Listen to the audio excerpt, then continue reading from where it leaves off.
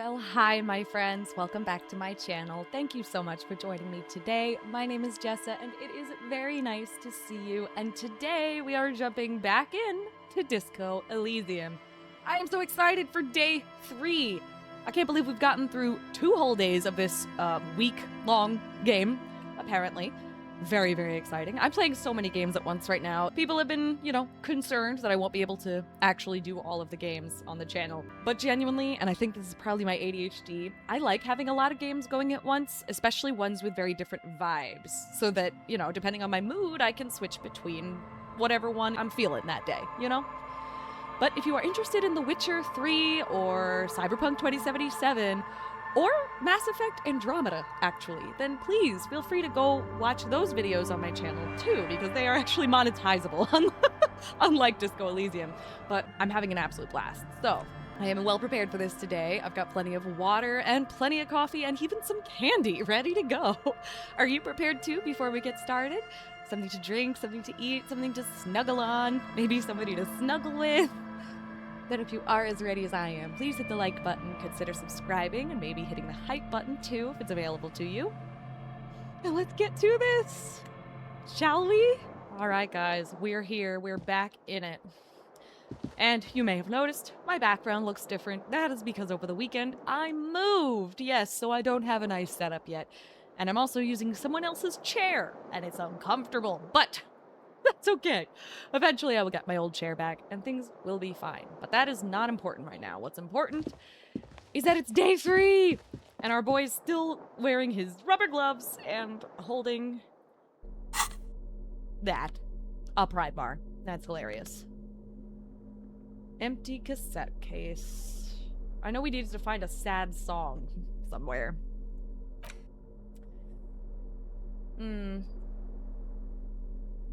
I don't know how often we need interfacing, but it's been seeming like we need it fairly often. Why do we have -1 to drama? Oh, is it because of the glasses, apparently? +1 visual calculus, -1 drama, though. Ha! That is so fucking funny. With that, maybe, just maybe, we can remove that. I feel like we end up putting this shirt on a lot anyway because of physical instrument. But God, this frickin' windbreaker is so ugly. Oh, I'm contemplating. I am definitely contemplating changing up his look. Conceptualization. I feel like this jacket is good though. Esprit de corps or whatever is always good to have, and shivers, as opposed to suggestion or conceptualization. Conceptualization seems to be pretty useful too.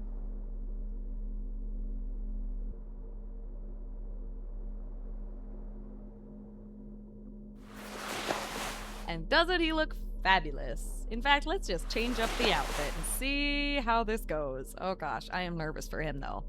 I will not lie. I have fear. Okay. But we're doing it. We're doing it. I don't want that -1 to rhetoric, But the +1 to reaction speed, I could do that. With his nice little bum hat. Oh, he's so adorable. How am I gonna resist that? Oh, he's so cute, but I feel like I need rhetoric. Sometimes, at least. Ooh. Anyway, the day has officially begun. What is this? Mirror? Whoa, what? Words fail to describe how rank it smells in here. They should have sent a poet. I'm sorry, is this a door? Or a cabinet that I did not know about that's been sitting here? No, I don't want to click on the mirror. I'm sorry. I just want to know why there's a door. There's a door. Can't be opened. Wait, can it? No, it can't. I realize I'm already holding the pry bar. So I feel like if we could pry it open, that option probably would have been there for us. but I do believe the day has begun. Let's do things.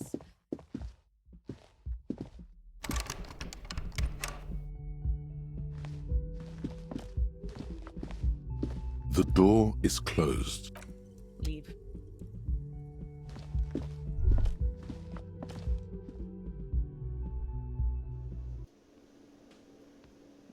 Actually, I want to go back up. I lied. He immediately said good morning and joined us. Okay, never mind then, because I was going to maybe interact with this door again, you know? Hey, what's up? Yes? Ooh, I found out what the pail is while you were gone. Wonderful. What is your takeaway?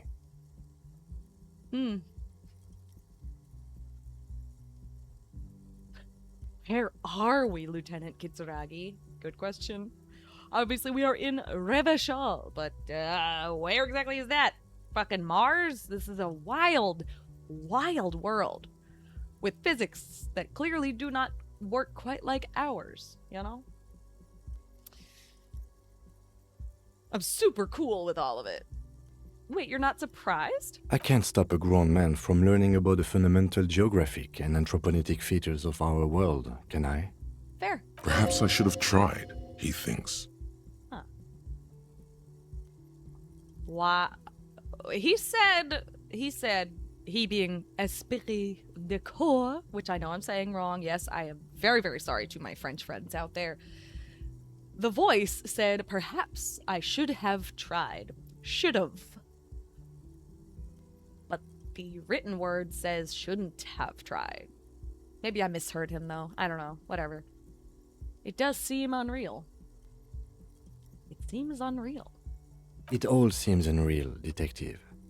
In actuality, the pail is no more unreal than, say, water or death. Or that we are stuck behind our eyes, between our own ears, talking.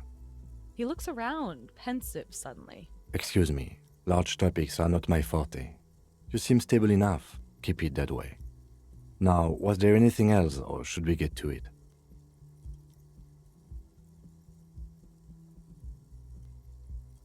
Nothing. Okay. Out we go. I'm not gonna bother with that door now that Kim has joined us again. Oh, things are a little different though. We got new people. What's up, guys? You look like shit. Thanks, I guess. Your ruffled face reflects in the man's sunglasses. And I don't mean that as a metaphor. Thanks. You look like shit, asshole. I don't look like shit. I know, it's intentional. That's funny. Last couple days have been rough. Looks don't matter. It's what's on the inside that does. Cute. I'm never gonna get this case solved. I know, it's intentional. Like undercover? Why is she called horse-faced woman? Why? Oh, wait, hold on. The woman in the RCM uniform. Okay. I don't know why she's called the horse-faced woman, but RCM uniforms says to me, this person, or these people, are our colleagues, potentially. Well, as far as disguises go, this is one of the best I've seen. I mean, I could swear you're an actual bum. Rude. Look at me right now. I got a nice jacket on, cute sunglasses. What's wrong? Oh, come on, Jean. It looks like it's been a rough week on him. Yeah, be nice, Jean. It's not just this week. What do you want? He scans you from head to toe. Don't even try to win him over. You won't. You won't? Kim, who is this guy? I'd love to ask him. I like hearing his opinions, but... Oh... This is a white check. I can retry it. That's good. I feel silly for taking off the clothing items that gave me +1 to the police thing. But I'm trying it. You know what it is. Ooh? It's like the two of you know each other. Just ask him. Tell me the truth. Do you know me from somewhere? Oh, I definitely know you from somewhere. Another life. From where? From another life? Yes, from another life. A different life. Maybe the life of a police officer belonging to the ranks of the... He pauses. To what station do you think you would belong in this alternate and totally fictional reality? Fo- 41st? Wait, I can't remember which one we are. 41st or 57th precinct? I'm gonna guess 41st. Okay. That's plausible. That's Oh. entirely plausible. Now we're really getting somewhere. Okay. He gives you a long, meaningful look and adds, Somewhere good. okay.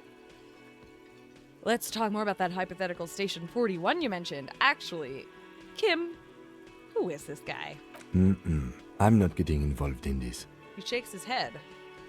It's not my style, he thinks, glancing at the man in sunglasses and the woman beside him.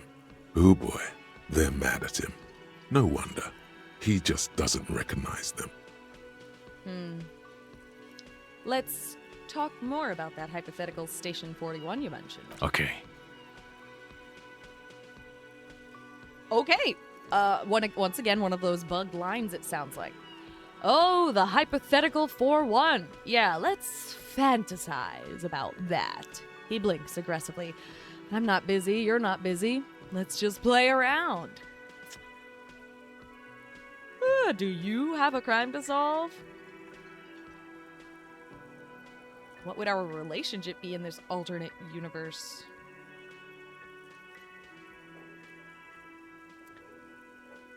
I'm so curious about how we know them. I can only imagine they're from work. That's all I can think. So what's our relationship though? I need to know. Let's be crazy. Let's say you and I are partners. How's that for a thought experiment? Oh, that's so cute. Kim is cooler than you. I'm sure he's fucking flattered. But Kim is not part of this thought experiment. In this one, we're partners. The lieutenant is silent. Okay. Like partners in crime or No, because in this thought experiment, we are police officers in a course. police station. We don't do crimes. We're not crime bros. crime bros? Come on, stop it. She says quietly. Do you have a crime to solve then? Oh, no. You see, I enjoy watching other better cops solve crimes. And let me tell you, it's been quite a privilege seeing you work. Has it? Why? This isn't helping. She says, shaking her head and looking at the man with sunglasses disapprovingly. Who else is in our imaginary police station? You're not going to believe this, but police officers. Oh! Yes, sir. Solving crimes, locking up bad guys, and get this, and not getting that drink on at 2 o'clock. Hey. Just some regular boring motherfuckers in suits and uniforms. Nothing spectacularly extravagant like you, the far-out son of Lang. The far-out son of Lung. That is wild. Who is the far-out son of Lung? Oh, it's you eccentric genius. He I mean, winks. with your unorthodox Sarcastic. approach to police work, it has to be you. You want to tell me more about him? Or her? Not even a little bit. Gee, thanks. It's an urban myth about an officer who is so far undercover he can't remember who he is. As I said, just an urban myth. You are not the son of Lang. The son of Lung? He's trying to protect you from further rough handling, dished out by this sunglassed man. Aw, thanks for trying to protect me, Kim. You're a nice boy. Okay, yes, you get the joke. Leave it at that. Okay. Fine, we can leave it at that. I can't imagine it anymore. Neither can I, partner. Neither can I. His gray eyes suddenly flash above glass frames. They feel sad. It's a mere second, but it feels like you saw something. A gram of compassion in that sadness. I think he knows you're a cop, sweetie, but I can't help myself. Got some questions for you. I'm a cop. About what? You don't look like a cop. You know what you look like? He inspects you. Like a man down on his luck? I'm trying real hard here, man. That's fucking hilarious. I don't know. You tell me. I don't know. A sad stack of shit next to someone far more proficient. He didn't answer your question. Now, will you answer some questions for me? No. He says calmly, then just keeps staring at you. Why not? 'Cause it's not my job. Why don't you go and fucking do yours and solve this damn hanging? If you don't want to answer questions, maybe you want to hear me say things? What? Actually, I don't want to hear you say things. Oh, okay. Come on, Jean. Okay, say things. I want to hear you say things. He adopts a lighter tone. Why? What a strange interaction. Hear that? He wants you to say things. Say one. Things. Okay, I'm doing this investigation. A man is hanged. So, do you know who hanged him? Not yet. Yeah, I can see that. Hey, why am I even telling you this? I don't know. Why are you? Honestly, because you started talking to me like you know me, and she's wearing an RCM outfit, uniform. Who knows why we do the things we do? Somehow, bouncing those ideas off the man with sunglasses felt calming, like you've done it before. Interesting. Oh my god, there's more. You want looks like something in more? disbelief. What is it? I don't know. Let's talk about the hanged man again, but he just said he didn't know anything. I'll ask it, though. Okay, why not? Let's do the old thing Okay, over it's literally again. the same. We're not wasting time. There is no time. I get it. So, do you know who hanged him? Why am I I even don't telling know. you this? Why? Oh my god, there's more. Okay, then see you around. Watch out for yourself, loser. Gee, thanks, That Jean. voice, so very familiar. Did you hear it when calling to your station and reporting your badge missing? Wait, your voice. I recognize it. Oh really? I wonder where. Well, I lost my badge recently. When I called in to report it missing, you were there. That's the where you remember me from? Maybe? Okay then. It's probably a coincidence. People sound alike. Goodbye. No! God damn it. Okay, the man with the sunglasses and his hypothetical Station 41. Weird, right? I know. Super weird. There's something missing here. Something you can't put our finger on. You know what? Just ask him. I know it sounds crazy, and you'll probably get laughed at. But still. I was just thinking the same thing. I should just ask him if we're from the same station. Yes. Wait, didn't just I cross already- it off the list. It's probably not true, though. I think I just asked that. Or I guess I just asked him if he was a cop, or... What did I ask him? Whatever. Okay. Cool, I guess. Now let's talk to her, I suppose. The woman in an RCM patrol officer's uniform winces as she notices you. Winces. Interesting. I would really prefer not to talk to you right now. A patrol officer is the lowest rank in the RCM, below lieutenant and sergeant. Hold on. You're a patrol officer of the RPM. RPM? Why did P come out of my mouth instead of C? Couldn't tell you. You're a patrol officer of the RCM. Yes, I am.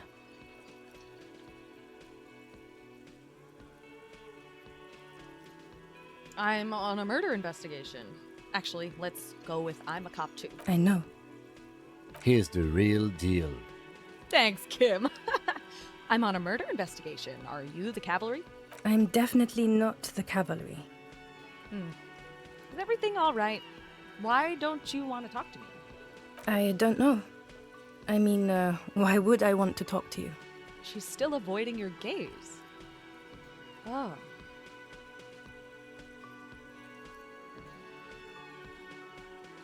I bring word of the end to come. That is hilarious. I can definitely imagine myself playing this again and just saying all the weirdest shit. Because that is clearly a path you can go in this game. Say everything ridiculous. I bet that is an absolutely delightful way to play this game. But of course, that's not how we're playing it this time. On our first playthrough, it feels right that we, encourage the best in him. It's what we're going to try to do anyway. Have I wronged you? See, that was actually my first thought when she seemed iffy about him. Have I wronged you? I have done that to a lot of people, apparently. No, you haven't wronged me. It's okay. She shakes her head and breathes out. Something changes in her. It's pity. Pity comes over her. Okay, fine. Let's talk. What did you want? So what precinct are you from? What precinct? She just sighs. Am I from? God, he doesn't know. Fucking deranged lunatic. The sunglass wearing man pushes through his teeth. Okay. You're getting an intellectually unsatisfying vibe from this conversation. Maybe you're doing something wrong. Maybe. Look, something's really bugging me. Are we or are we not from the same police station? God damn it, you leave her alone. Keep your weird bullshit to yourself and be professional for once, for fuck's sake. Girl, I didn't do anything. You and your weird wig, leave me alone. Can I actually help you with something? She looks at you apologetically. Yes, of course. Preposterous. I mean, you would remember if they were, right? Who forgets their squad mates? That's not possible. Is it not possible? Oh, God.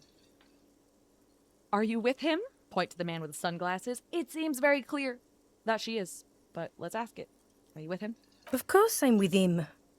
Why do you ask? She seems startled by her own tone. That's interesting. He does seem like quite an asshole.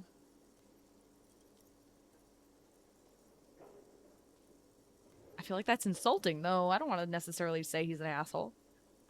Nothing, just wondering. The sooner you figure this hanging out, the sooner everyone can go home. This is such a strange thing to say after all this, but you know what? You're the police, right? No, I can't say it. I can't bring myself to say it. It sounds so stupid in response to everything she's just said. Okay, goodbye, lady. Nice to meet you, I think. I wonder if this guy... Hasn't this guy been sitting here for a while? Let's go interact with him. See if he's got anything new. He doesn't. Okay, that's nice.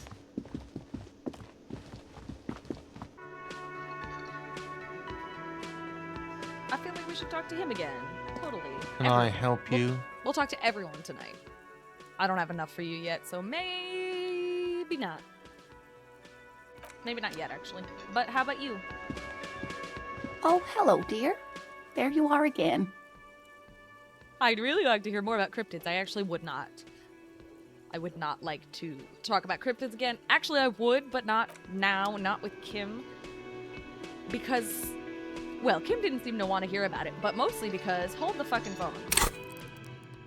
Okay, well, actually, hold the phone again, because I have a skill point to spend, but... It's Tuesday, right? No. It's Wednesday? Where can I see what day it is? Tuesday. Monday. Wait, so today is Wednesday. Because we've done 2 days. The first day was Monday. All right, that's good to know. It's good to know. Because if it's Wednesday, that means we need to check out the harbor again. And find her husband Morel, I think. Pretty sure. Should we go talk to this dude?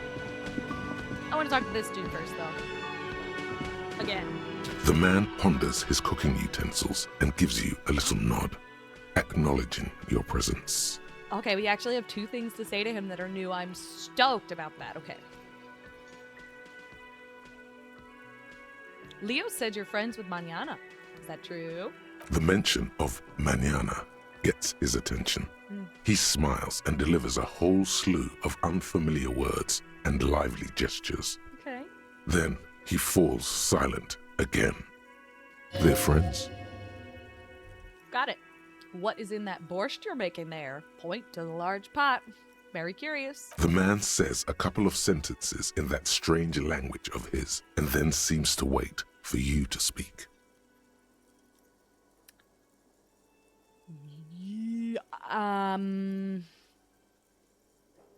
It makes the most sense to say I don't understand you. But I'm worried it'll end the conversation. I didn't save before this, did I? It's okay. We haven't gotten very far. I don't understand you. I'm sorry. Just one word. Sounds quizzical. Quizzical. Then he awaits your answer, with his brow arched. I have no idea what he wants. An answer, obviously. But if it's about the borscht, do you think he's asking if we want to try it?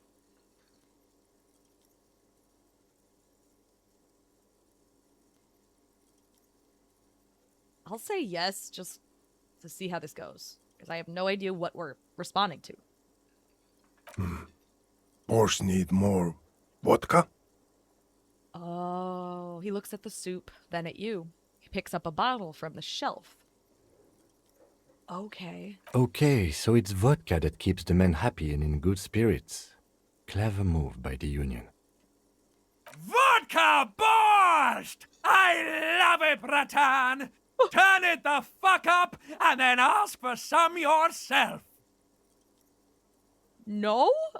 Turning it up seems like a dangerous idea, honestly.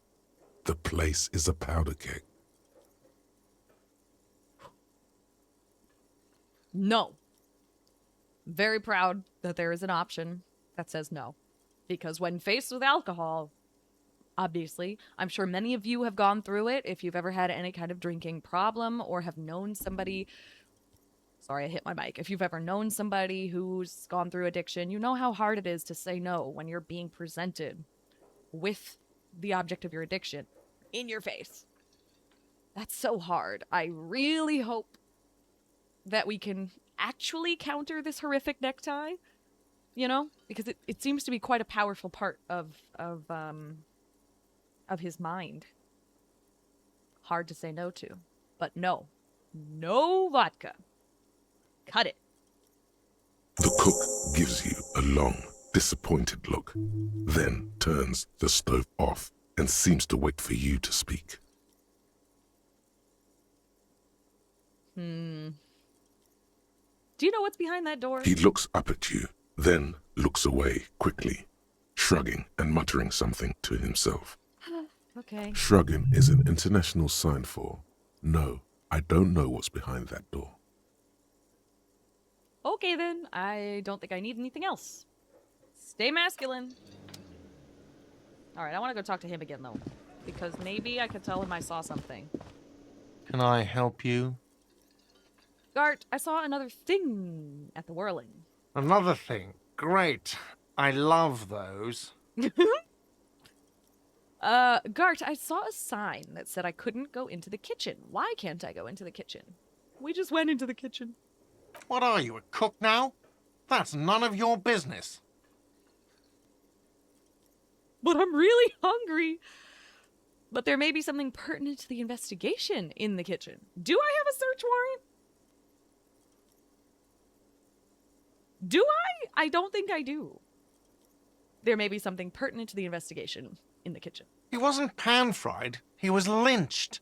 What could the kitchen possibly have to do with... He changes his mind? Fine, okay. The kitchen is closed until 1 p.m. because the cook is working. You can snoop around after that, if you must. Thanks, Gart. There's something else I want to ask about. Yes? Goodbye. Goodbye. Alright. These guys are still here. I don't think I want to talk to them just yet, to be freaking honest. I'm gonna save talking to them for next time I come back into the whirling. Which I'm sure will be soon, you know? Let's see if anything is different. Walk around over here. Let's see. Is Kuno still around? Of course he is. Of course they're still here. Doesn't look like anything new that I can see. Okay.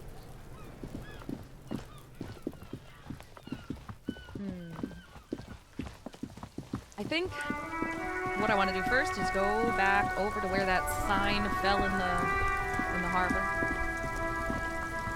See if we can figure out what's up with that woman's cryptozoologist husband, you know?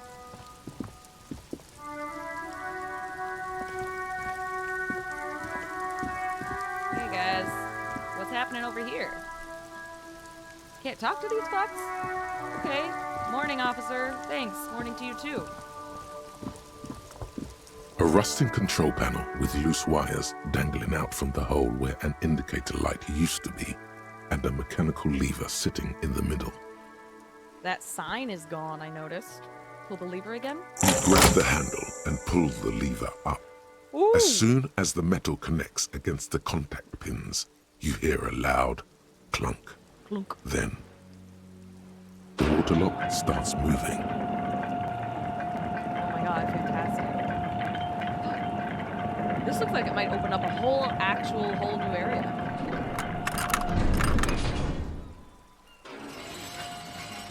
Cool.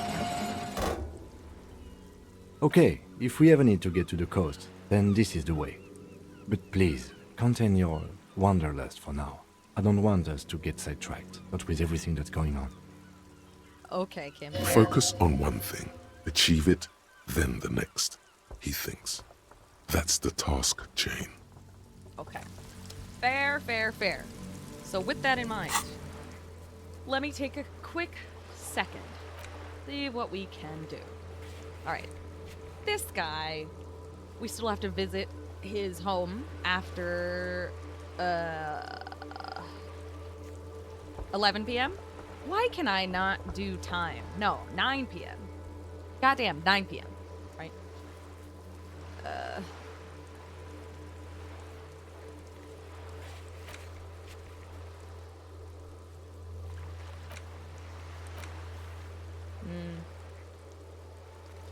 Once you're done with it, send the corpse to processing. Check twice to see whether you're done with all corpse-related tasks. After you've sent the body away, you can't take it back. Right, Everett asked us to open this door to intimidate the occupant. Fuck. Actually, we have a little bit of money. Should we go read about cockatoos just because it's early in the morning and we might as well? Or am I being awful?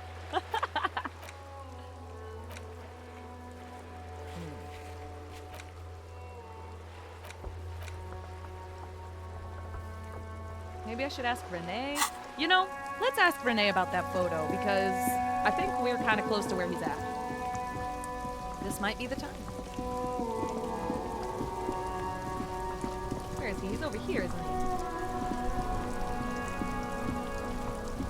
Renee!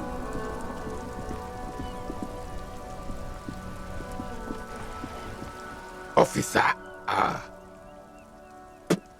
God damn it. Pull yourself together, René. What do you want? Renee, I found your guard booth.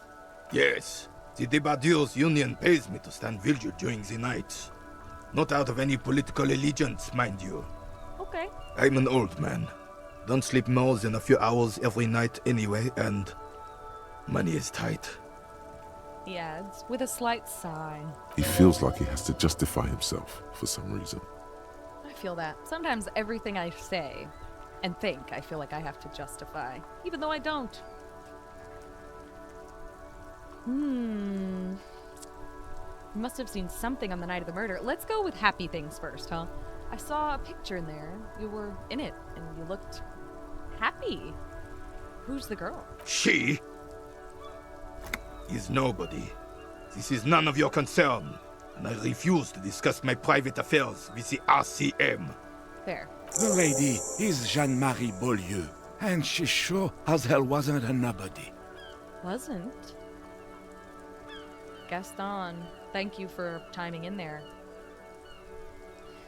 You must have seen something on the night of the murder. Your booth looks right into the yard. Yes, it does. Unfortunately, I wasn't working that night. Been on a 2-week leave since last Monday. Okay, so who was working your shift that night then? No one. The booth has been unmanned since last Monday. There's no other guard. It's just me.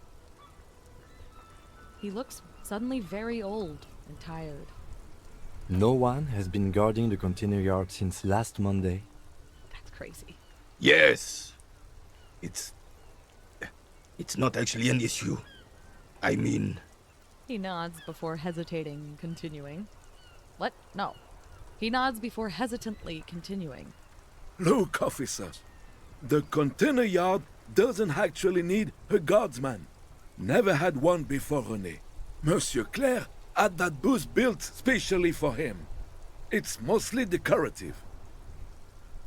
Mostly decorative. The possibility of someone being in there is enough to discourage any ill-minded individuals. He tries to argue.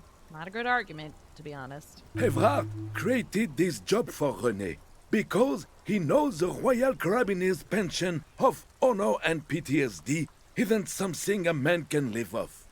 A decorated Kingsman collecting tear reflects bad on the whole neighborhood.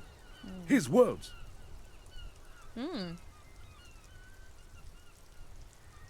Everett gets it. Big guys looking after the small and everyone working together. I love it.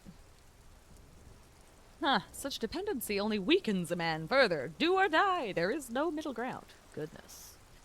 Renee is but one man. We need a program. Get all the elderly back in the job market. Keep folks motivated. Renee should rent out his services, invest the profit, get a few more guys, expand, and repeat. Wage work is a dead end. There's absolutely nothing wrong with tear collecting. It's my side thing, too. Proudly hold out the tear bag. Goodness.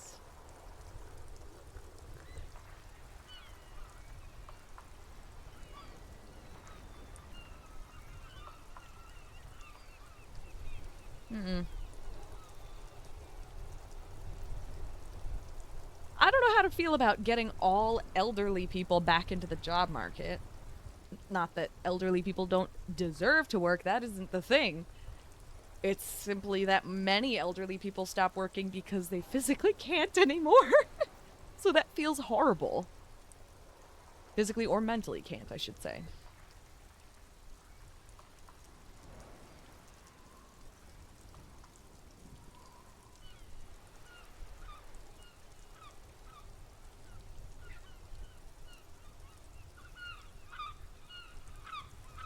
See, Everett doesn't seem like a particularly trustworthy guy. But I don't dislike him yet, really. He just seems kind of slimy, but not a bad guy. Like, he seems to have decent intentions, at least, and that's saying a lot. Of course, what do I know? He's also apparently pretty corrupt. But of these options, this kind of feels like the best one. There's nothing wrong with tear collecting, sure.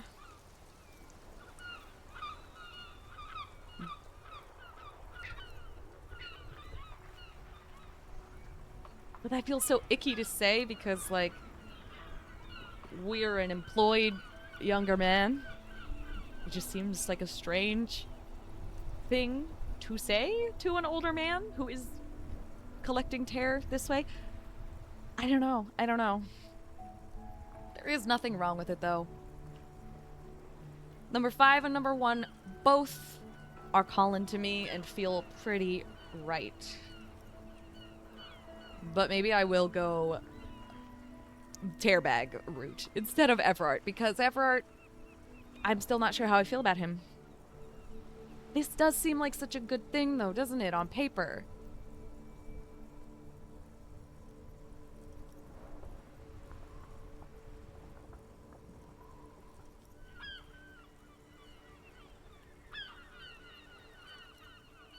You know what? I think I actually am gonna say it. Everett gets it. Big guy is looking after the small and everyone working together. I love it. Can we conclude the topic of my guard booth now? There's a grimace of pain on the old soldier's face. Looks like he wants to argue but can't find words. I'm sorry. Did I say the wrong thing? I think maybe I upset him with that. Poor guy. Apologies, René. Got it. Thanks. Yes. Like I said, it would be up anyway, so might as well keep an eye out. It keeps my senses sharp. Composure. This is a white check. Okay, thank you for your time. I have some things that'll give me composure, I think. Let me see. Where are they? This horrible jacket, for example. Is that the only one? Yes. Yes, it is. That's fine. That's perfectly fine. Oh, and we have a gosh darn skill point. What am I gonna use it for is the question.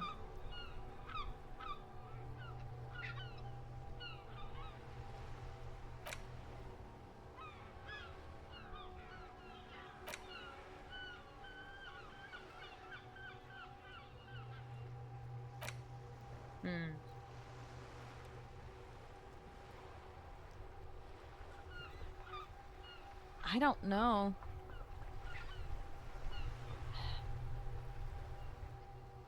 I don't know. I have an urge to start internalizing this thought. But I don't know if that's going to be more important or putting a point into this. I think maybe putting a point into this is going to be more important right now. So actually, let me check this stuff, huh? Conceptualization. Composure. Obviously, we'll try that one next. Good lord, okay.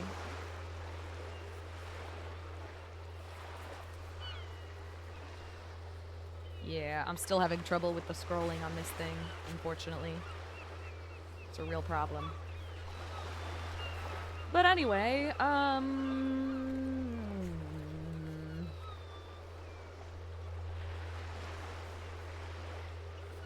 my god, I forgot we had the interfacing thing to fucking steal the book about cockatoos. Holy shit. Okay.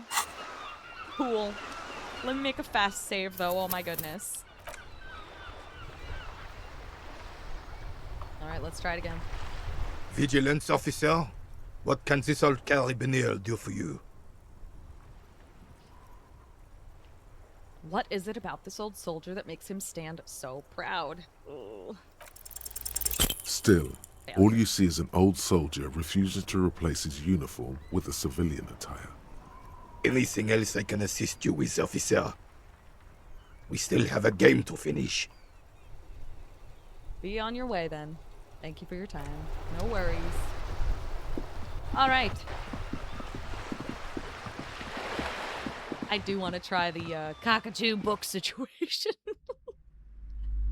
Now, where were we trying to steal the book from? Was it up here? Over here? I don't remember. The display rack is brimming with worn paperbacks featuring an extremely muscular, sword-wielding barbarian on the cover. Nearly all the titles contain the word Hyundai. Back. Alright. I guess the cockatoo thing was upstairs, if I remember. This?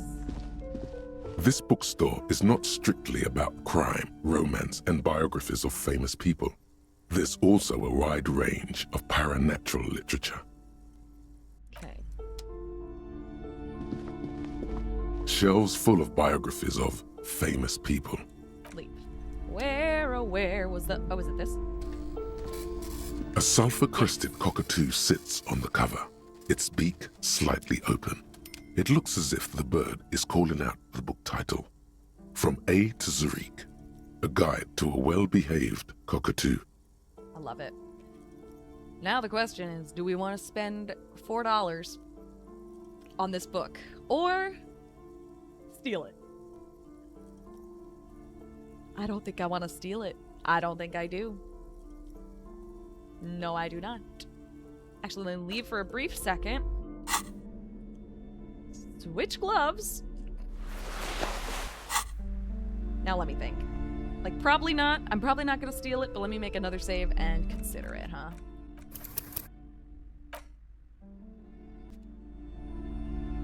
Okay, I'm back. A sulfur-crested cockatoo sits on the cover, its beak slightly open.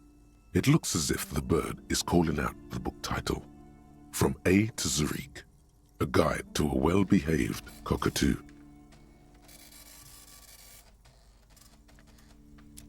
I put the gloves on. I'm too scared, though. I'm too scared of failing it and pissing off this lady. I want him to have a decent reputation by the end of the game, if possible. I don't really know how that's going to work, but it would be great if we could, you know, not gain a reputation as a frickin' thief or criminal. Sounds like he already is a bit of a criminal, huh? Sad. I have the money for it, so I want to buy the guide to cockatoos, or the god of cockatoos, whichever. Oh, a nature enthusiast. Good choice. I knew it was a good idea to keep that around. Yay! I don't know why I really wanted the cockatoo book, but it seemed like fun. This cockatoo book thing. Hell yeah. A book about different cockatoo species and their behavioral problems. Perhaps it could also offer some insight into your own often problematic actions. A spectacular, major, majestic cockatoo eyes you from the cover. A cockatoo is a parrot with an erectile crest, found on the Seminine Islands and in southern Fas a la Mer. Known for their intelligence and general precociousness, cockatoos are popular birds in aviculture. However, they often exhibit various behavioral issues. This book talks about the delicate nature of toos, as well as introducing some of the most popular species among the bird enthusiasts. The funeral cockatoo, the major majestic cockatoo, and the most common bang bang cockatoo. It's colorfully illustrated. Bang bang cockatoo. What? I want to read about all of them. What problems do these birds have? Where to even begin? All cockatoos are known for their needy natures, requiring attention for at least 2 full hours a day. They love to talk and have been described as lovable clowns who just don't know how to wrap up. I could handle that. It would be nice to have someone to talk to when feeling lonely. Who would ever want a chatty companion? I want someone who knows how to listen. Goodness, I feel that. Some people really want someone who knows how to listen, rather than someone who talks. Some people hate a yapper. Others love a yapper. A yapper and a listener would be great to find in one person. But, yeah. It would be nice to have someone to talk to when I'm feeling lonely. Pet owners also report moodiness, loudness, and hostility as recurring issues. If left unsatisfied, cockatoos may scream non-stop, pluck their feathers, or become aggressive. Right, that's pretty bad. Anything else? It is not recommended to get a cockatoo if you're not able to cook them food every day and give them the full care that they need. These birds will never understand that you have a life of your own.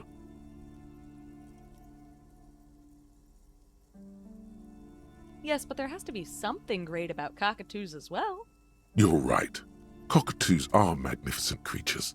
They love to perform, cuddle, and show off, and will even scream for fun, often as loud as up to 135 decibels.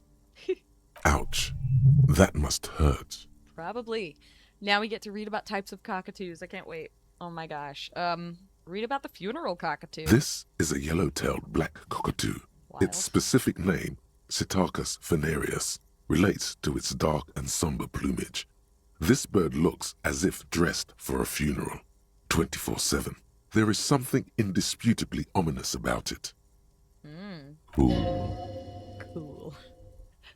Read about the major majestic cockatoo. Perhaps the most impressive of all the species, the endangered major majestic cockatoo, is often described as the most flamboyant bird in the jungle. Its pink-colored wings and flowing crest embellishing its proud and bumptious nature. Bumptious. What a great word. In the words of poet-explorer Sir James Fournier, few birds more enliven the monotonous hues of the verdant forest than this big, bold, and beautiful species. Read about the most common bang bang cockatoo. Despite its banging name, the bang bang cockatoo is actually the shyest of the species, common in almost all Seminoese forests, as well as zoos and homes all over the world. Its plumage is mainly gray and white. The Seminoese name bang bang is thought to be of onomatopoeic origins. That would make sense. Honestly, this bird does sound a bit like me. Yeah, friendly, chatty, sweet, but loud, obnoxious, potentially dangerous. No, not potentially dangerous, potentially ominous. there is something ominous about our boy Harry's brain. This bird does sound a bit like me. Yes, but all those cockatoo species are so different. Which one are you? The gray and common bang bang, that's me. Only the funeral cockatoo in its darkness can truly grasp the depths of my doom-laden soul. Incredible. Isn't that obvious, Major Majestic? Here I come. Amazing. Oh, but what if I'm just a fuck-up-a-two? A fuck-up and a cockatoo. Oh, that's an amazing response. Oh, that's so sad, though.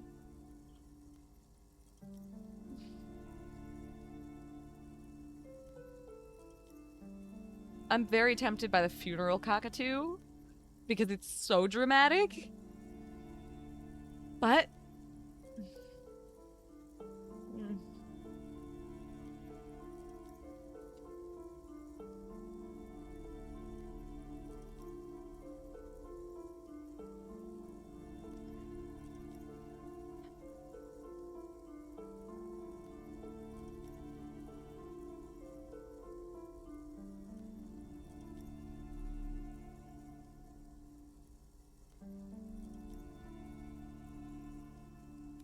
only the funeral cockatoo in its darkness can truly grasp the depths of my doom-laden soul.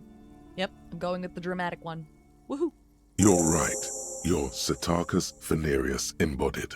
This ominous bird belongs on your heraldry. Okay. Sure. Put the book away.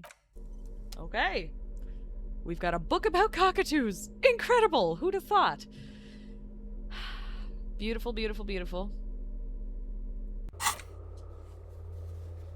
Done. Awesome.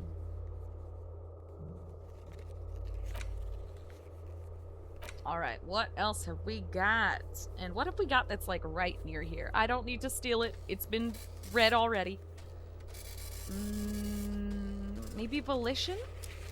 With Joyce? I can't remember what that dialogue would have been. Oh my goodness. Oh! Whoa, whoa, whoa. Calm down, scrolly thing. Calm down.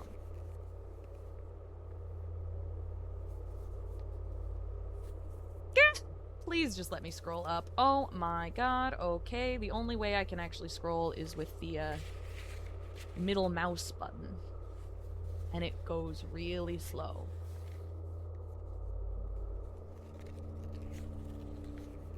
Okay. Box of sunglasses and Tommy Lahama. You know what?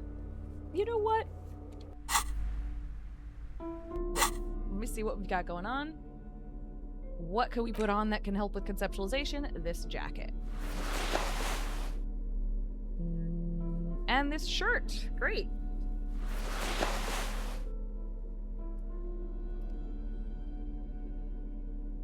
Okay. Yeah. Conceptualization it is. Now let's get out of here. And talk to Tommy again, I guess. Yeah.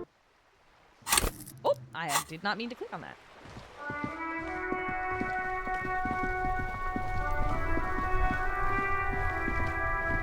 Like, this does not seem like it's important in any way.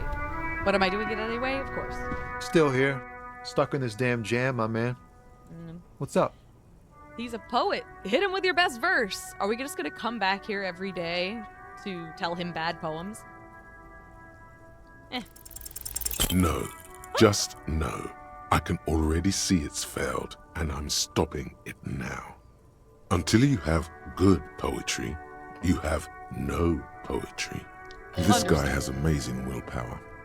Honestly, he's the only one of that intellectual bunch I trust. Thanks, Volition. That's all for now. Goodbye. Goodbye. Oh, you know what I wanted to do? Another thing I wanted to do was talk again to that old lady. Oh my god. Will you just please run where I'm telling you to? Thanks. Or not. Where is she? Here she is. I want to see what's up with her and maybe see if I can talk to her about the pail or something because Loman, something you called was me up at an with opportune her memory. moment. This awful weather keeps me awake. You can entertain me with your questions. So, yeah, I don't know if something's wrong with her memory, if the pale affected her in some way. Kind of seems like maybe it has. Before I came, you seemed away. She's just a distracted old woman. We should maybe let her get back to her things. You hear that, Lowman? I don't think your partner likes you spending too much time with me.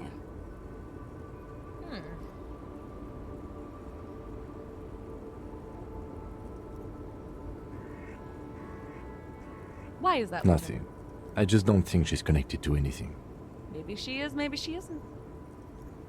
The routes you drive are unusual, aren't they? Some of them. Some of them are like home to me now. I would say the routes I drive are usual to me. Makes sense. What routes? The Monosov's Land, Udajnaya Zemlya, the Western Plain. She nods and closes her eyes again, letting her mind submerge. A terrible cold comes over her, rattling her teeth as she stares inward. The Transcatolia Magistral, U41A, Adestradas du Mirador, all the good ones, the deep trenches, where the bluebirds fly. She opens her eyes again and shudders. Huh. I'm something of an expert in blacking out. Oh my god, you should take better care of yourself. Cool, ride until you're dust, sister. I'm something of an expert in blacking out? You should take good care of yourself? Why does it sound condescending? But this, I hate. Ride until you're dust, sister. That feels like a wild, wild thing to say.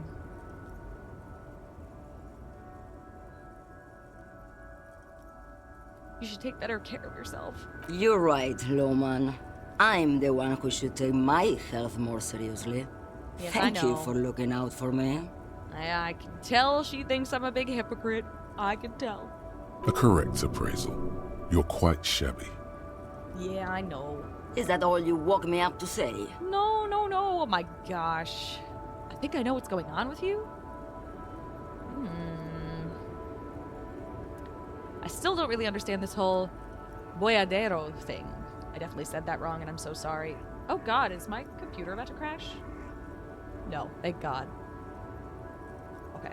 Of course not. To truly understand the boyadero, you need to listen to On the Western Plain.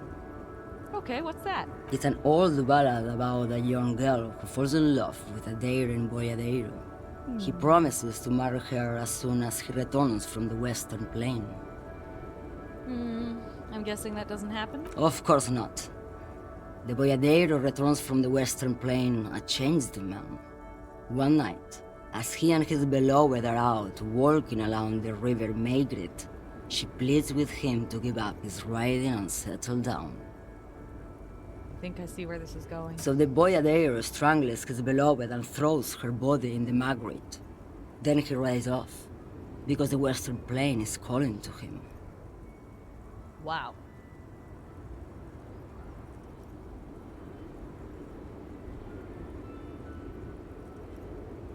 Not where I thought it was going, actually. It is kind of what I thought it was going, but I don't think it's a terrible song, nor do I think it's beautiful. Also, he hasn't even heard it. He's just hearing what it's about. So, not where I thought it was going. You have to understand.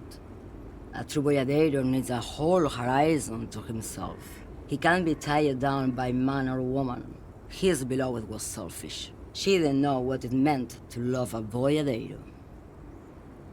Loving someone and wanting them to settle down with you isn't selfish. It would be selfish if you demanded it, you know, of someone who wasn't interested. But he promised to marry her, and then instead killed her. Not quite selfish. But okay. What if to truly love a boyadero is to float lifeless downstream? Ooh. I don't know.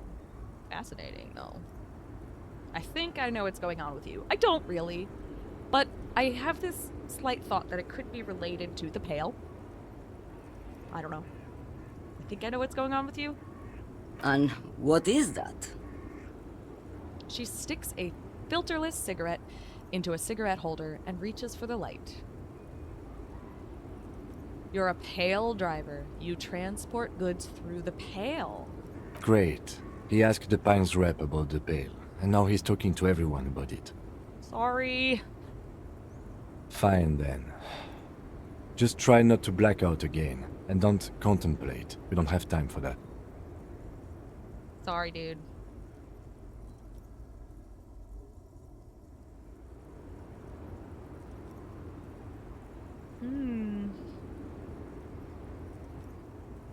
Everything is related to the pail. My condition, the case, everything. It's all entrepreneuric. That is exactly what I didn't want you to think. Sorry. Ma'am, my partner wanted to know if you work in pail transport. No offense. But your partner? She lights the cigarette. A white and silver cloud of smoke disappears into her mouth. Seems like a bit of an idiot. Ha! She breathed out. The air tastes sweet.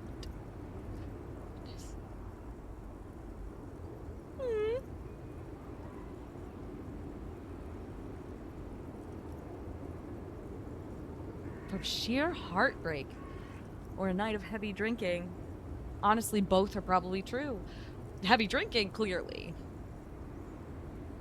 Sounds kind of like heartbreak is what drove him to drink that much, but we don't actually know yet.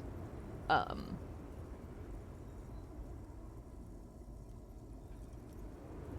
not an idiot. Sure, let's be a little defensive, I guess. Actually, no. What if we... I don't know what this woman would think, and I don't know what Kim would think of saying that.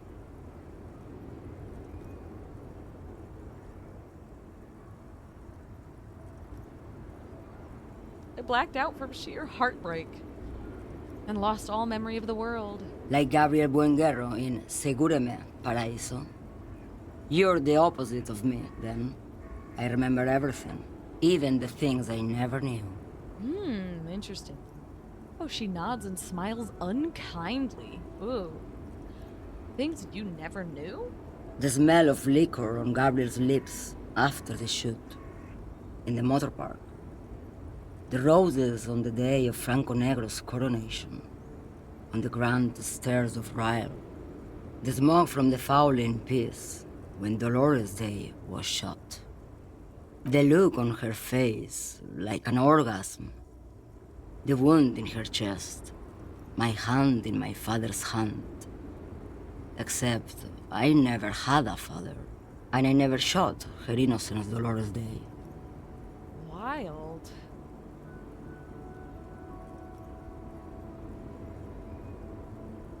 Isn't that dangerous? Thought insertion? Dithering? The Grad Catala Magistral? It's more than dangerous. It's sad. But at first I had to make a living. Now, when you've seen it all go away like that, rolling off like the sea, and then come back to this... She gestures at the square, the broken horse monument, the clanging of machines in the distance. What are we doing here? For thousands of years, Gabriel. It doesn't have to be like this. We can just give up. We can just become a vapor. Wow. What does it feel like? Yeah, what does it look like, the pail? Like looking into the ocean at night. In the dark. Wow, and... You cannot see it, but you know it's there. And it's big, bigger than anything. Bigger than all the other things combined. What does it feel like? Nothing. Until it starts. When you are deep enough. Then, for me, it's like autumn. Dark, gray, and orange. The orange of street lights and the color of streets and electric light. It smells like autumn too. It smells terrible. Nostalgia. Cooped up in the cabin, shaking. Terrible nostalgia. For yourself. For humans. It's too much to bear. She loves it. How do you pass through it? In the belly of an airship, behind the sail windows. So you don't look straight into it. It's not advised to look into it.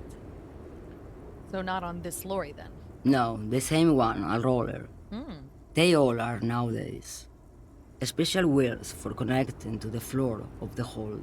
Wow. She points to the machines, clumped up like toys. Well, one last thing. You said we can just become vapor? Yes. Huh.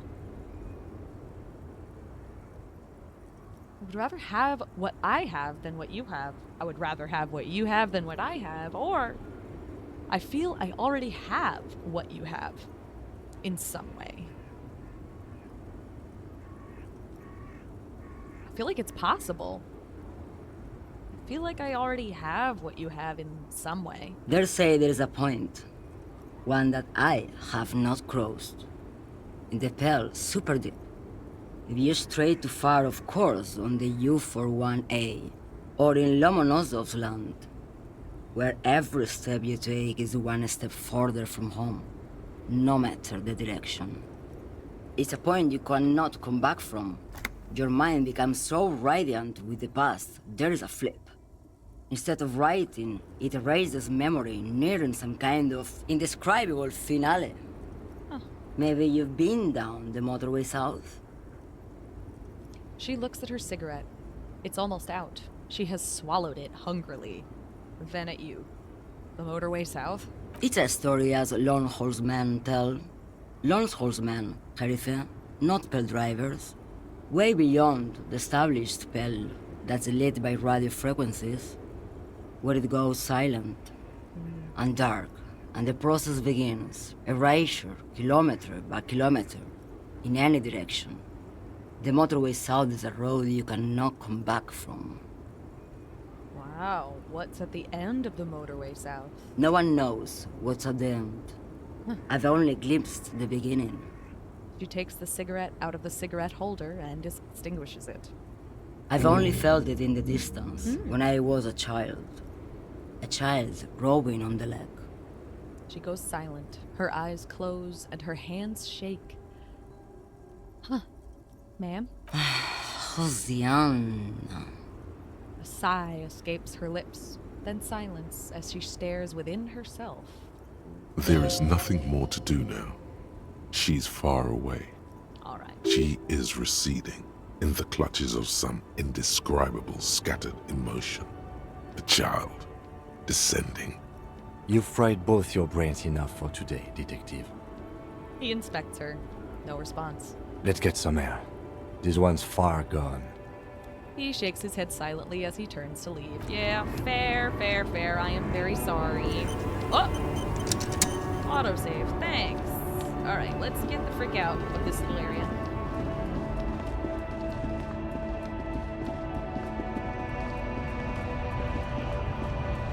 This guy's still here. This horrible, horrible guy. We've looked at this, right? We The can just, lorry's like, stuck peek in. the traffic jam. This big, heavy Grad-made machine is well In the kept. window. The windows are clear. They've been recently washed. Okay, nothing. You can see Nothing new, nothing new. Okay.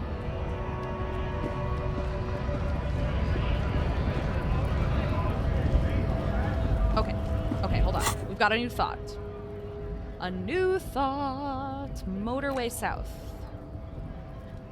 Problem. At the edge of the map, the landmass begins to disintegrate into pure trigonometry. The ocean melts, becoming a tangle of sines and cosines. The mountain range turns into a sharp-angled azimuth. Its green Its green range shadows... What? God, why can't I read? Its green range shadow dithers, like music turning into a waveform, and then vanishes. This is the end, a half-remembered textbook from your childhood. The porch collapsing on the edge of the Isola. A transition from reality to pale. A single vector shoots out like a rocket. It's the motorway south, splintering off from the known pale. To where? Where does it go? I don't know, but I want to know. God damn, I have a skill point. Should I do it? I want to do it. Unlock. I'm internalizing it. Let's fucking go. Let's freaking go. Okay, we've done the thing. Wait. I'll look at all my things again. Should we go interact with that box of sunglasses? Maybe. What a silly little thing. But we can. The white check did refresh. We're just completely ignoring the actual murder case. No big deal. A bit of a big deal, but, you know, whatever. Whatever, I want to interact with the box of sunglasses. I don't know which one is the box of sunglasses. Maybe this one, maybe that one, maybe that one? I think maybe this one. The shine on these sunglasses lasts a lifetime, officer. 100% guaranteed. +1 electrochemistry, -1 logic. That's not going to be a great one. Conceptualization. I'll try it though. It's a white check. No luck. Failure. All you find is this lime-colored cellophane visor, produced by a bargain sportswear brand called Amphibian, apparently. There's a malformed green frog on its bent cap. Okay. Oh, that visor is perfect for you, officer. It'll definitely keep the sun out of your eyes while you're shooting criminals. Bang, bang! And all for a mere 6 real. Huh. Turn to the lieutenant. Kim, are firefights something we should be prepared for? I hope not. He says, looking up from his browsing. You don't like it? Sure, Square Joe. No problem. Let's get you some real shades. $6 for this frog sports visor. I love it. I want it. +1 to perception. I want it. So funny. But I don't have money for it. I don't have money for it, and I don't want to buy the ugly glasses. So we're leaving. Thanks anyway, friend. Thanks anyway. Let's go talk to Kuno.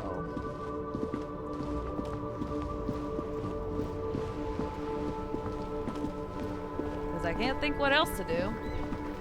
What's up with this trash can? The dented yellow mailbox greets you with its... I want to pat it again. Pat, pat. Freaking The weird. box seems happy. Leave. I don't know why we're doing that, but it's bringing me joy that I can make the box happy. So melodramatic. Victor would hate it. Would he now? What am I doing? Oh my gosh, I said I was gonna go check out Kuno again and see how he's doing. And we still have to decide if we want to go open the door. That door to the person's home to intimidate him.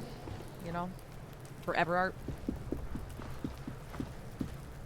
Kuno's like Kuno's dad. Kuno doesn't give a fuck about anything. Oh my gosh. Oh, we need points in empathy for this. I would love that. I'll keep it in mind. I'm off. Kuno Never mind doesn't then. fucking care. Of course he doesn't. Way to go, Kuno. Okay.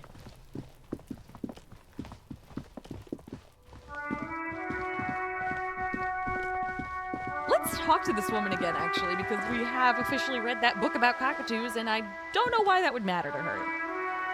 But let's tell her. Because we probably can. I don't know. Oh! We can! She's still searching for a book, her eyes wandering over the colorful grid of soft covers. You were right that I'm a cockatoo. Excuse me? Well, I went and read up on them, just like you said, and I even decided on what kind of cockatoo I am. You want to know? I don't know. The most talkative one? She's ready to put that question aside. No, I'm the funeral cockatoo. The what now? The funeral cockatoo. It's the most depressing one. You truly are one strange cop, aren't you? The woman looks baffled by your personal revelation. She slowly shakes her head. Oh my gosh, hilarious. All right then. I guess I'll leave you alone then. Let you read. Goodbye, The lady. woman before you nods and returns to her reading. Bye. Okay. How about the kid? How's the kid doing? We haven't talked to her in a Hello bit. again, sir.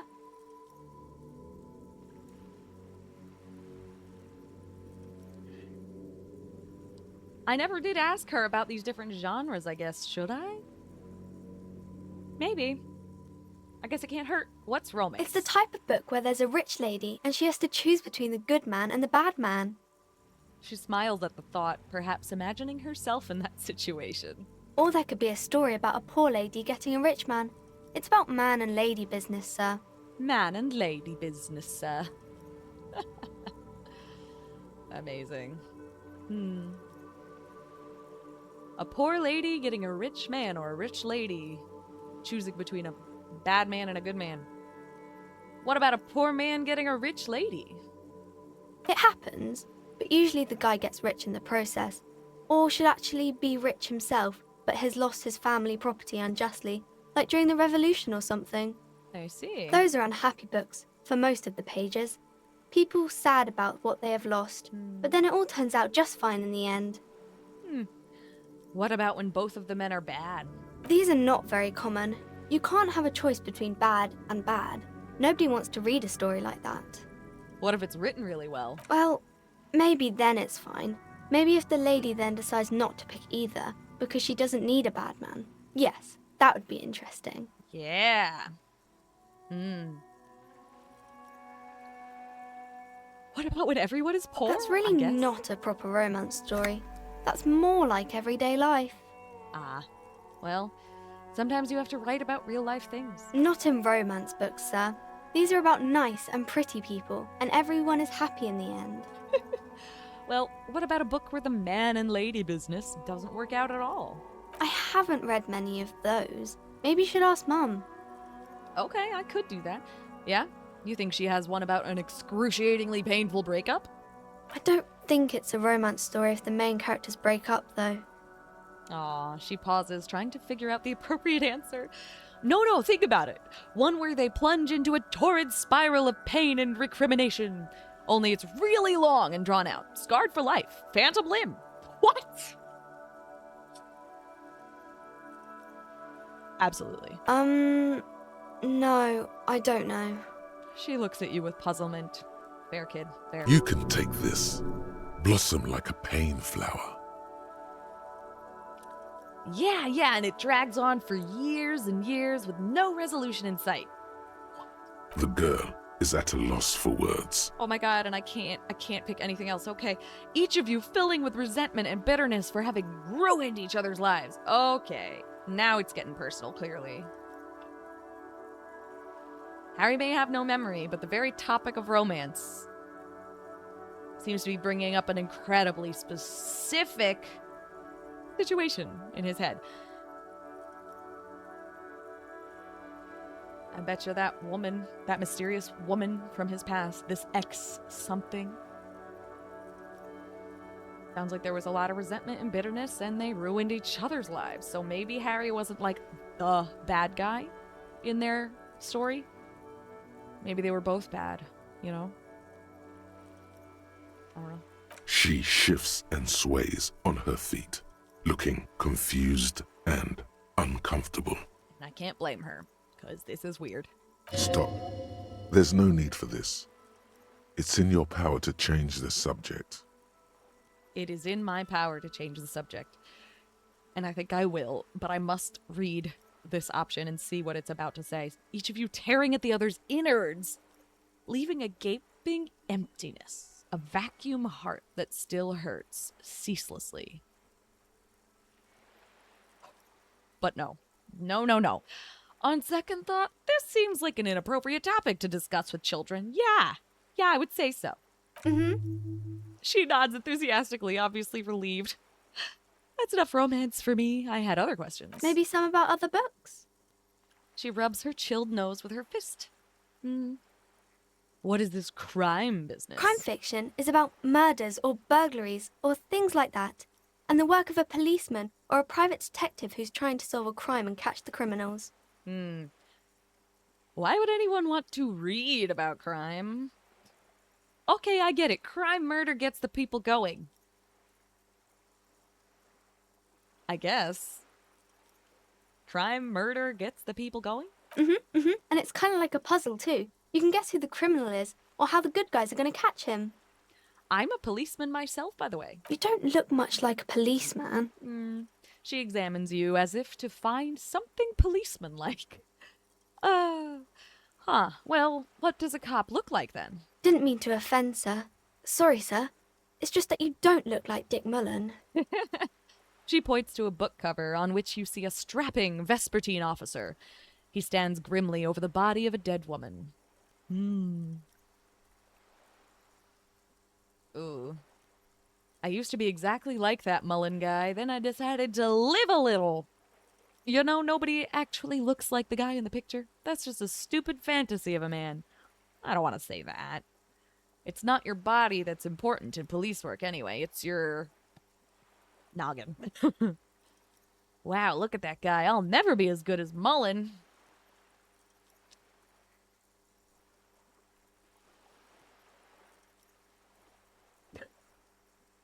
Huh. I used to be exactly like that Mullen guy. I don't fucking know, but I feel like he probably hopes he was. Then I decided to live a little. Whatever, I guess. What's that mean? You know, cut loose, raise hell, blow off some steam. I wish I hadn't said this. And everything's better now, sir? I don't know. Why is that? Goodness, that's a little dark to tell a little child. Look at me, a hideous beast, a failure of a cop, a disgrace. God. A man can never be truly happy with who he is, or you'll understand when you're older. You'll understand when you're older. Oh, okay.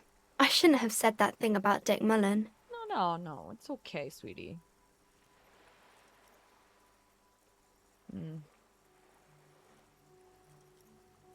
It's not your body that's important to police work anyway. It's your noggin. Head? Yes. Yes. No, it's your soul. Your blue soul. Blue soul? No, your resilience. Wow. Definitely your resilience. That's an important part of police work. More than that, though, I would say it's an important part of just self-actualization, really. To be resilient enough to cope through all this awful stuff. Soul. That Mullen guy looks a lot like Hampelman? Oh, that other guy, yeah. Who could respect that face? It's not even drawn correctly. He lacks soul. Weird. Grit. A total disregard for personal safety. You gotta take the pain. This Mullen guy looks like he'd run up to his mom. Ain't got no balls, jeez. I'll say that first one, yeah. That Mullen guy looks like Hampelman. Who could respect that face? It's not even drawn correctly. He lacks soul. I'm not sure I understand. Oh. She examines the illustration of Dick Mullen attempting to find his soul. A policeman's gotta have the right stuff. An ingrained sense of the law. No one would follow a weakling like Mullen. Okay, I don't know about this. I wish I had other options to say, but I don't. If you say so, sir. He's just a fictional character. He's no match for your soul. Okay. Maybe you can show me some real police work, sir. Like in the books.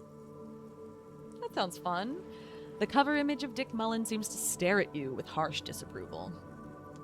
You could stop calling me sir. I am but a working man. Oh.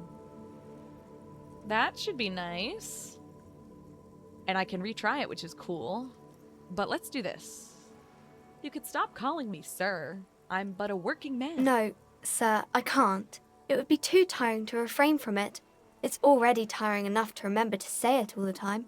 It's nice of you to say I could stop, though. Okay. I get you. I, for example, can't stop making this face. Point at your face. Okay, that's very funny. Okay, yeah, when the next person comes, you'd have to sir or ma'am them again anyway, ma'am. Sir it is then. Soldier on. I get you. I, for example, can't stop making this face. That's a friendly enough face. Most of the time. Most of the time. Who are these famous people? Oh, kings and queens and generals of old, or artists and writers, or musicians, those kinds of people. There's usually something extraordinary about them. She scratches her cold, reddened cheeks, then continues. I think that's why people read them, to find the secrets of their fame. Seems like most people who read those books fail to get more famous from reading them. Reading those doesn't make the readers more famous, does it? But it does make the famous people more famous. She smiles gleefully. Fame sounds delicious. Maybe someone will write a book about me one day.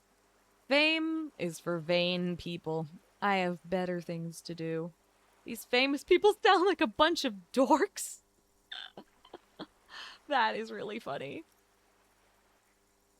Bunch of dorks. Harry does seem like the kind of person who would love fame.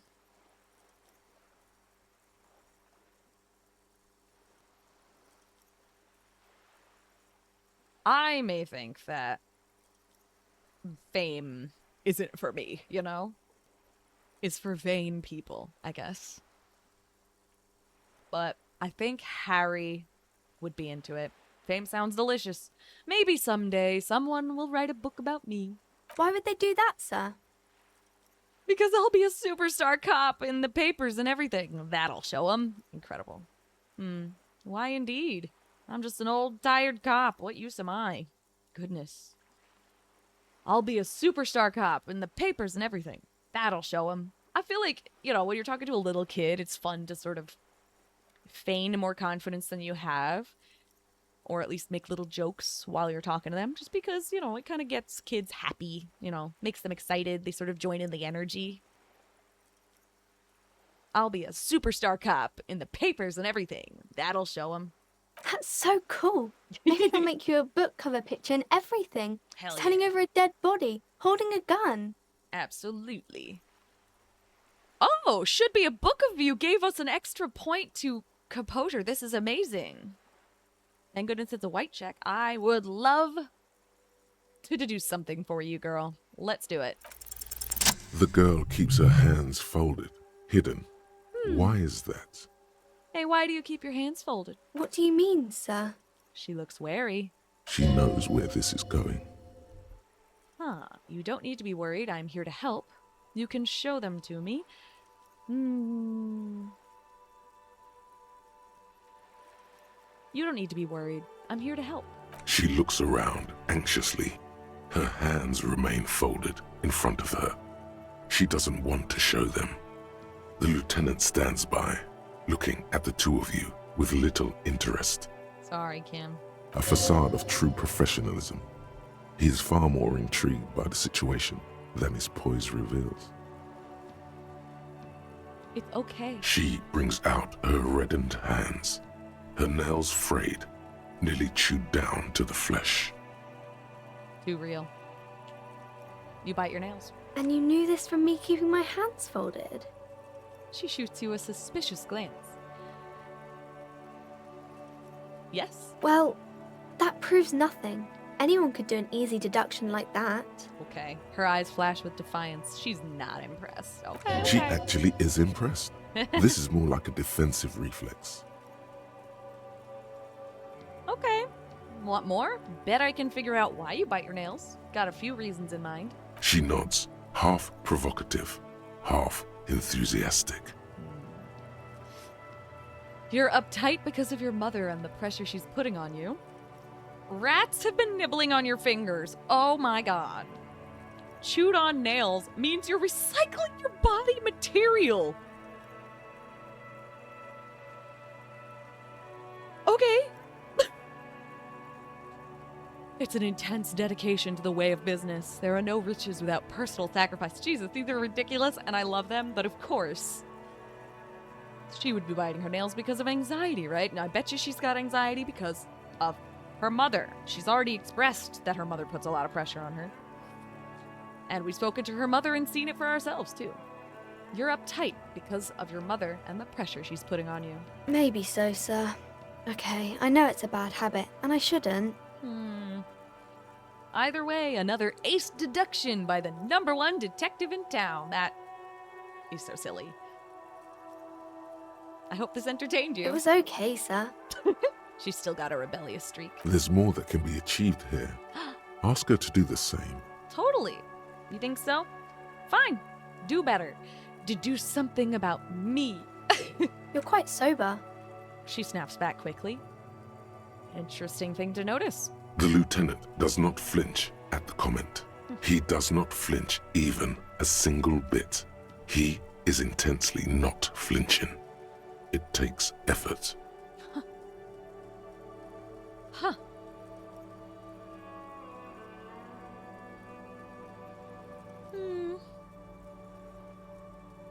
Wait. How do you know I'm usually not? Because you usually aren't.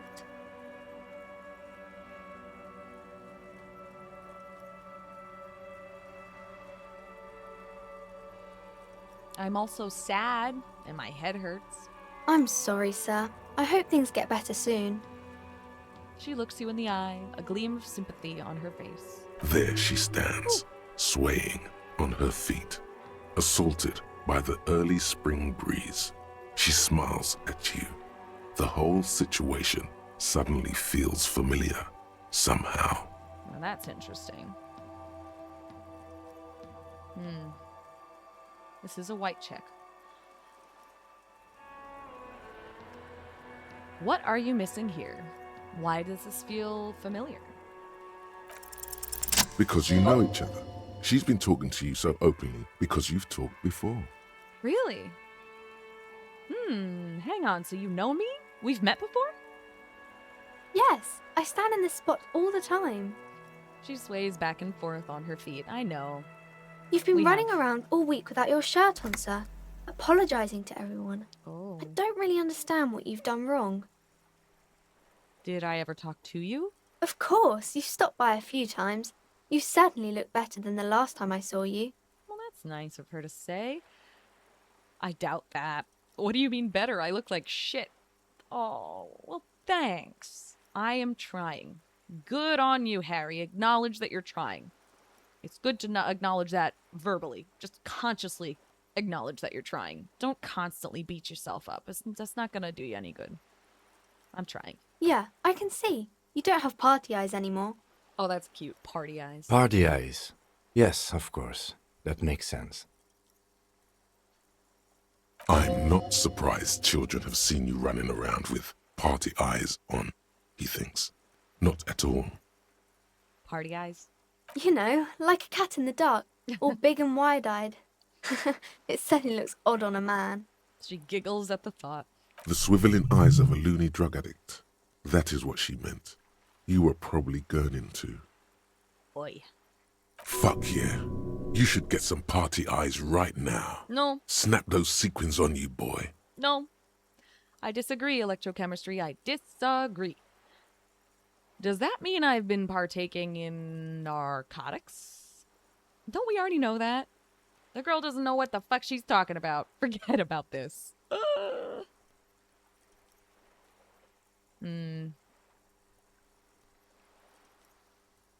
Does this mean I've been partaking in narcotics? Oh, baby, that's not what you have to worry about. Worry about the important thing. So why didn't you tell me you knew me to begin with? I didn't know I had to do that. Oh, true. That's fair. She looks puzzled. Thanks. I've learned something about myself today. I'm glad I could help you, sir.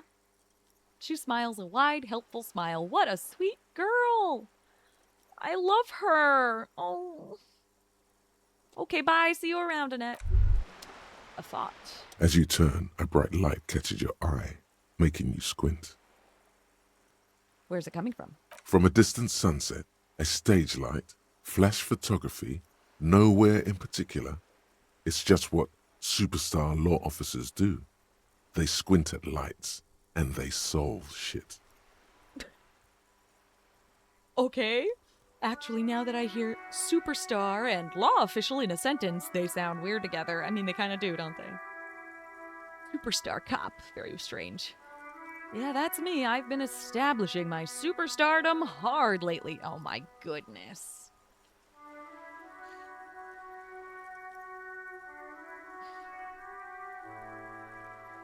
Now that I hear superstar and law official in the sentence together, they sound weird. What are you, deaf? They're perfect, like rock star politician and drug addict teacher. Embrace the superstardom you've worked so hard to establish. I know we just told the kid that we're a superstar. That's because that's how I would talk to kids, you know, with a little flair to make them smile. But I don't know how to feel about this idea of being superstar cop. Like, I don't even know what that means. I don't even know what that means.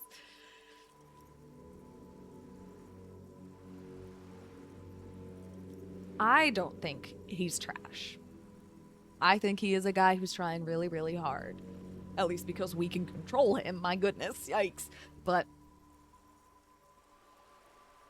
I know he thinks of himself as trash. It's very sad, but it's clear he thinks of himself that way. I'm no superstar. I'm trash. Sorry, I decided to go to the bathroom right in the middle of this dialogue. Apologies. But I was sitting over there thinking when I took a little break here. And something about I've been establishing my superstardom hard lately is actually really appealing to me the more I've sat and thought about it. It feels like he's not calling himself a superstar. Something about the phrasing, I've been establishing my superstardom, feels more like someone who's acknowledging their potential than like a brag. I don't know if that makes sense. I don't know if that's just a strange way of reading this.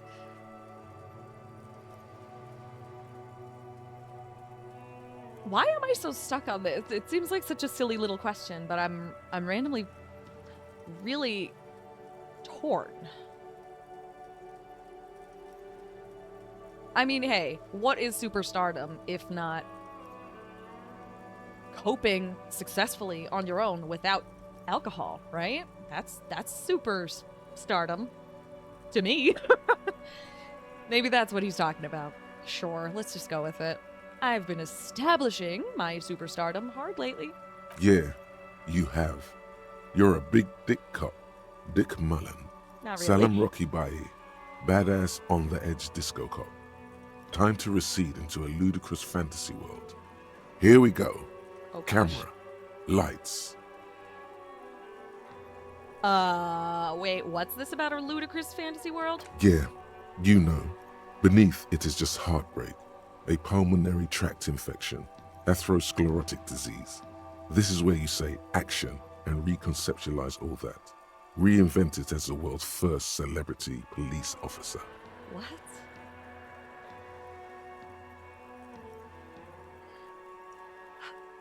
A fantasy world, but beneath it is just heartbreak. Pulmonary tract infection. That is so sad, like the heart attack he apparently had. I guess that's not an infection. Whatever. I don't know. Heart conditions.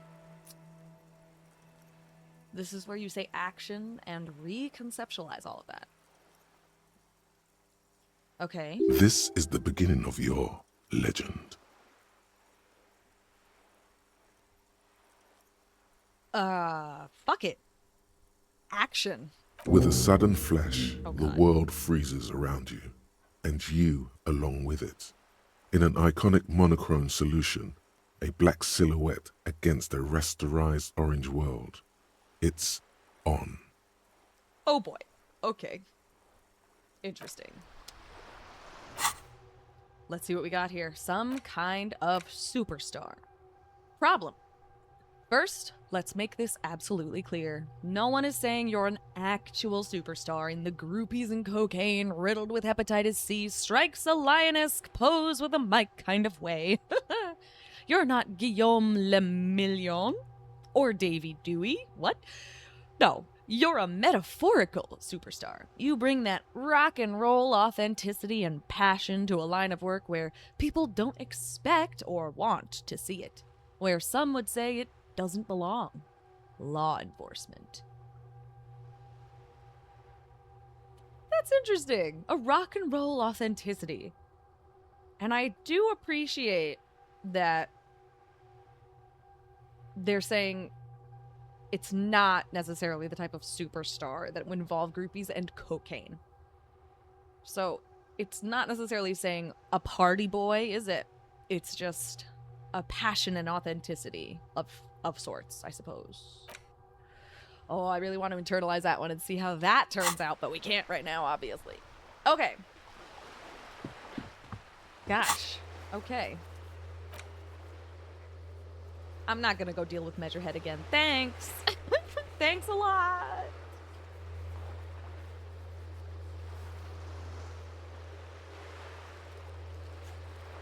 Frickin' horrible little scrolling thing. Oh my god.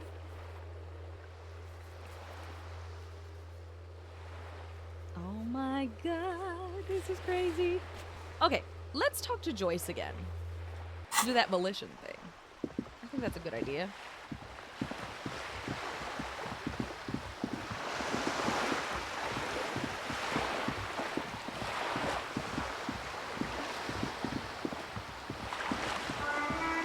Wall. I don't think we can retry the wall right now. Right? I guess I'll click on it and find out. Eh. Just an ordinary wall. No. Not right now.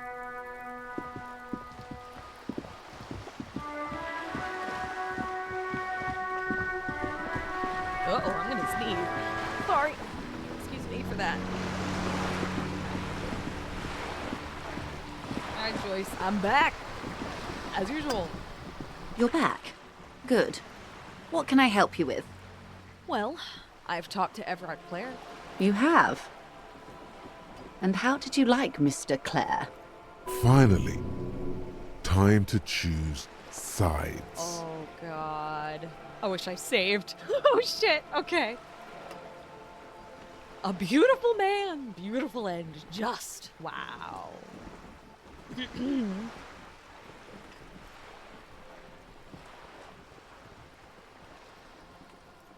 This is wild. I didn't like him, or he's a beautiful man. Beautiful and just. Everard Clare is a hero of the workers' movement. He is the champion I've sworn fealty to. He is a bloated rainbow socialist. Jesus. I can do business with him. For a socialist, he's reasonable. He's not the champion I have chosen. I wish to swear fealty to you and the cause of capital.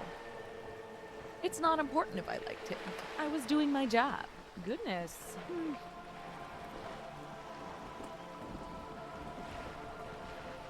I haven't sworn fealty to anyone yet.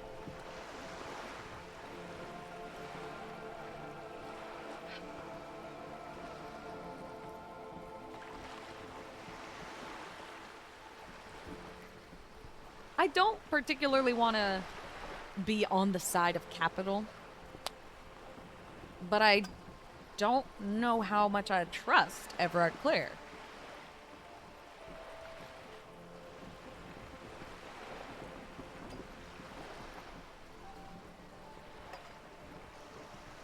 This, while it feels pretty neutral, it also really implies that we don't like socialism.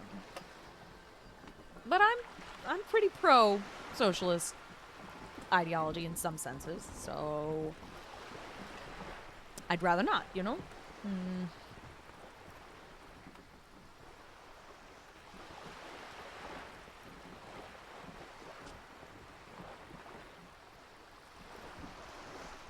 Fuck. What exactly is a rainbow socialist? Should I look that up? Maybe I'll Google what that's supposed to mean, because I have absolutely no idea. This feels like it would be an insulting term for, like, a pro-LGBT socialist? Yeah, when I Google it, all I'm getting is, like, the Rainbow Coalition and things like that. It does seem to be usually, at least according to Google, related to queer movements. So there's that. I don't know if, I mean, alongside the word bloated, it feels like he's trying to be negative about that. I don't fucking know. My God.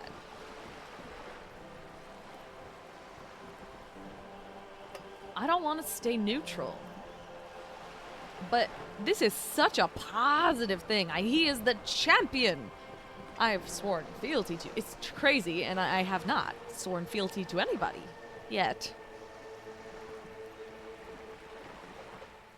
He's a beautiful man is an odd thing to say.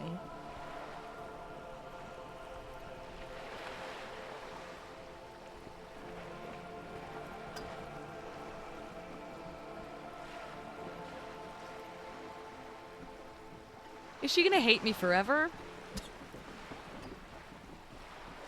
Fuck. What if I say it's not important if I liked him? God, it feels so, like, icky and neutral. Neutral in a very icky way, rather than a positive way. A mediating kind of way. It feels more, I'm staying out of it in a bad way. Kind of way. Are my sentences even making sense anymore? I don't know. I feel like this game scrambles my brains a little bit.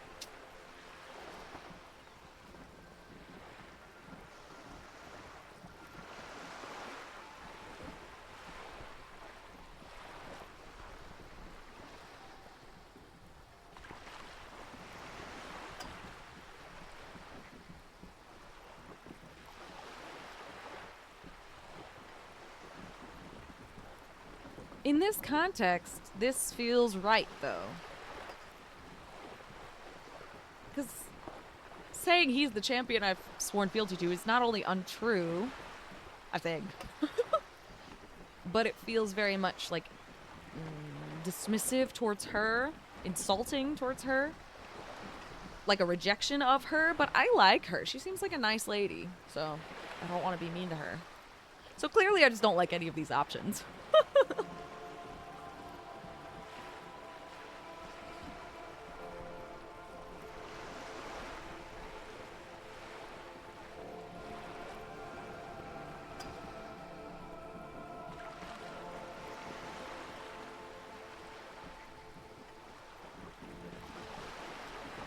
For a socialist, he's reasonable.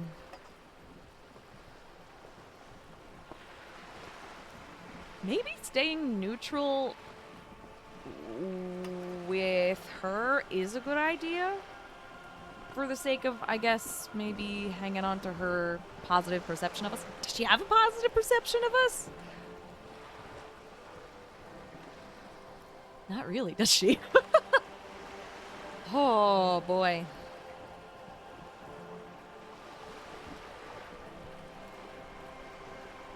I didn't. Feels very much like a serious rejection of all things Mr. Clare. And I don't know if I'm ready for that. I don't know if any of these options are gonna, you know, set anything in stone. But the fact that it says time to choose sides is scary.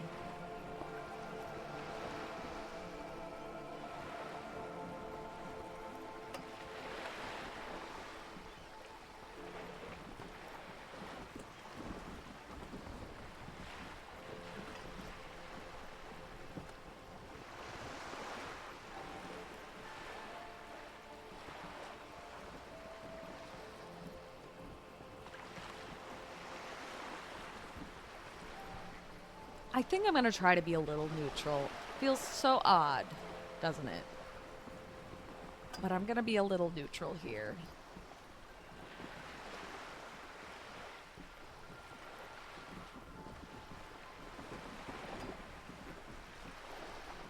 Which neutral?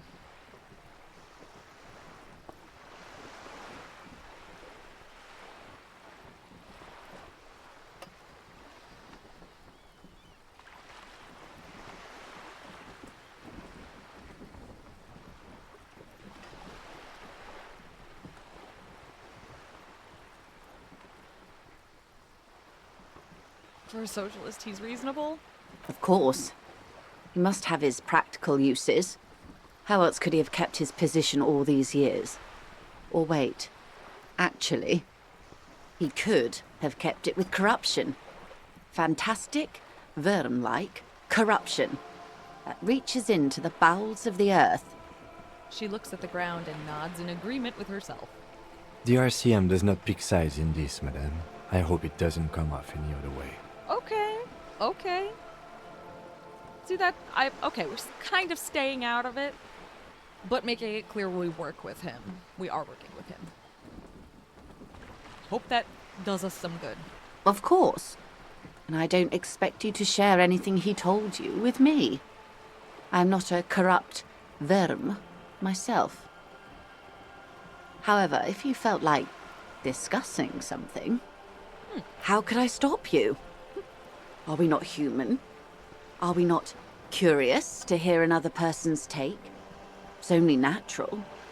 We would only be gossiping. She smiles. Intellectually speaking, it would be quite interesting to hear what she has to say about these things. I bet. Tell her she'll like you for it. I don't trust you, electrochemistry. I don't trust you one bit. Yes, your disgusting necktie agrees completely. Let's gossip. Okay. That money you gave me, would that make things weird if I shared information? I mean... Good question, actually. Mr. Everard is helping me find my gun. I helped him turn up the heat on the borscht. I actually did not do that. Oops. I turned down the heat on the borscht. I feel like a bit of an asshole.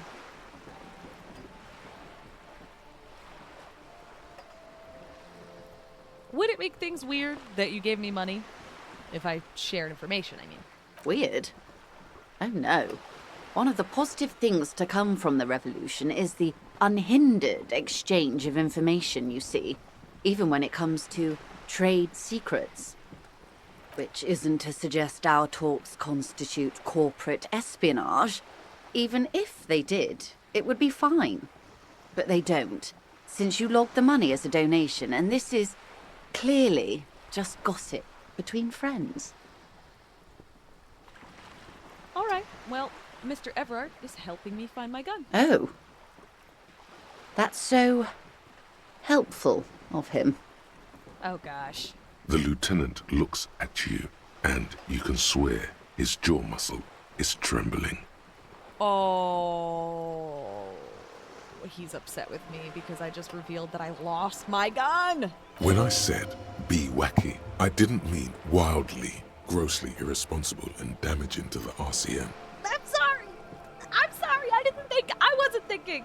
Oh my god. Oh my god. Okay, thank God. My fucking mic is still working. I'm sorry, okay? Fucking hell. I feel like an ass.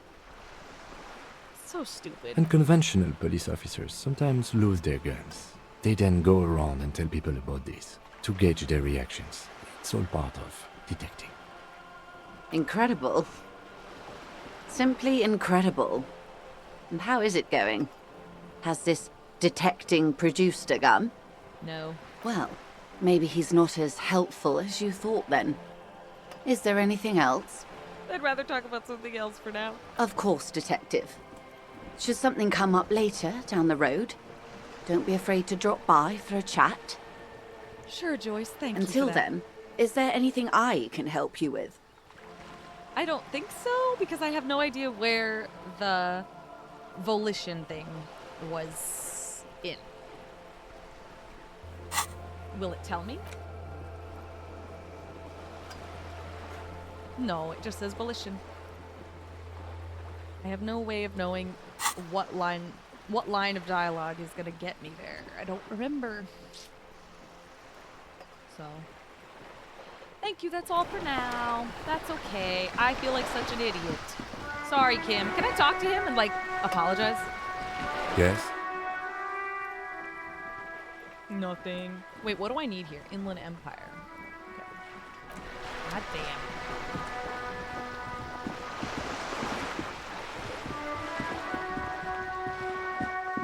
Oh, I forgot about her. What's up?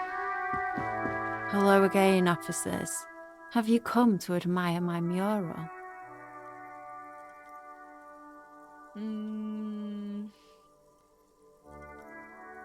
I guess there's nothing to talk to them about.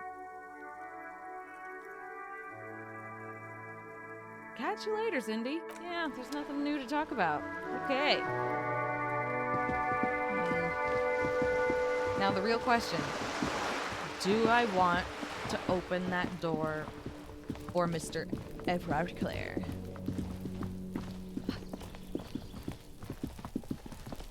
I think maybe I will. See how this goes. Oh god. F5. Okay. This must be it. The basement door is weather-worn. The copper nails holding the upholstery in place have turned green from sea air, and there's a knocker shaped like a lion's head. The royal lion, Guillaume's kitten. This knocker will last a lifetime and then some. Use Manana's key to unlock the door. Actually, carefully knock first. You knock silently. The upholstery muffles the sound. No response comes from the apartment. I guess no one is in? Lieutenant, what is your opinion of this task we're undertaking? I'm so glad I can ask him. Let's be honest. This isn't what I joined the RCM for, but every day tells you something new about yourself. The lieutenant replies, still inspecting the padded door. Apparently, working with the local union boss to get info on an investigation is not something I'm squeamish about. Oh, so you don't mind if I unlock the door? If the Merc Tribunal happens before we solve this, we are looking at casualties. What's one unlocked door compared to that? See, now I feel like an asshole. Now I feel like a fucking asshole. It's not gonna happen before we have to solve this. But I betcha Everard Clare will be able to help us, so... On the other hand, we could just leave and tell Everard we opened the door. No one seems to be tailing us to see if we actually did it. Lie to Everard? That's also an option? Yes. Presenting a fabrication is known to get results here and there. You took this task. You make the call. Interesting. Now let's see the update.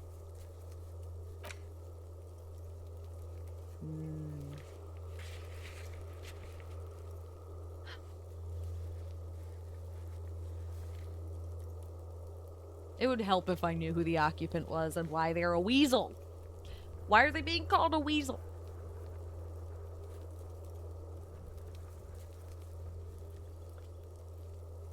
I think there's a chance I might end up lying about it. The door is right here. You can just open it and be done with this. Besides, if you never open it, you're never gonna find out what's behind the door. Oh, stop. Now I'm so curious. Oh my god. Press your ear The against the leather door. upholstery is worn and rough against your jaw. You don't hear any movement. In fact, it's oddly silent in the yard around you. Oh. No birds chirp. I'm gonna leave for now and continue contemplating this.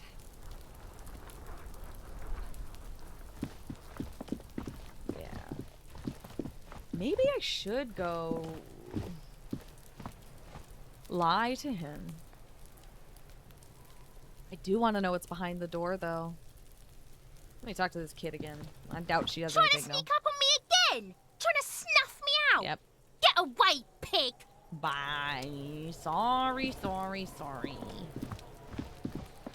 Wait. I'm wondering if there's anything new on this third day here. Through the door. Let's find out. Oh, things in here. Oh, things. Magnesium and alcohol. Got it. I will pick them up, but not drink. Healing item gained. Great. Moss crawls on those bathroom tiles. Actual moss. Okay.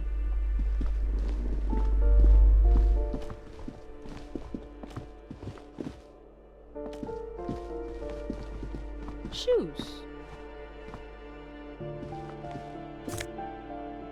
We found some money in the shoes. Love that. What the fuck is this? We found money in it. Okay, I will fucking take that. Thanks so much. You hear someone walking around inside, rearranging the furniture. The number on the panel says 10. Knock again. A poor communard from the looks of it. The room is barely bigger than a closet. What? That's not what that said, but okay. This time the steps come closer. Who is this? Demands a female voice, wary and tense. This is the police. Open up. Do I have to open the door? You hear the clacking of heels again as the other side walks right up to the door. Her tone is now getting defensive edge. Do you have a warrant? I'm not obligated to open the door if you don't have a warrant. Let's go. We don't have a reason to get inside that apartment. Sure. Makes sense. I saw that those things I was just able to click on, they were yellow, which means it's like an updated thing because of my interfacing skill or some kind of skill. Not sure what skill. Nothing in here though.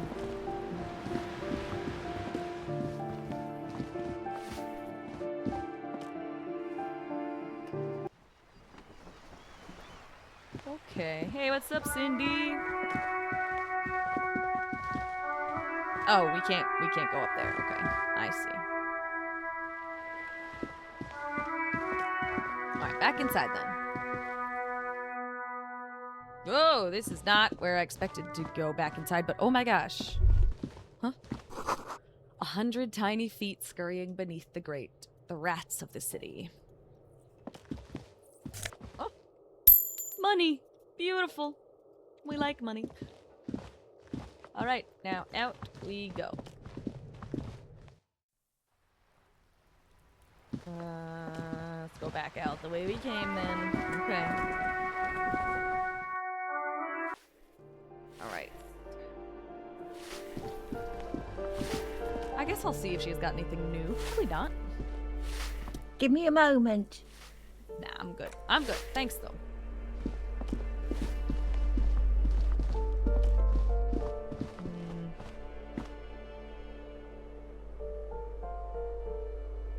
I was always able to interact with this statue, wasn't I? Yeah, I think so. Let's go to the balcony.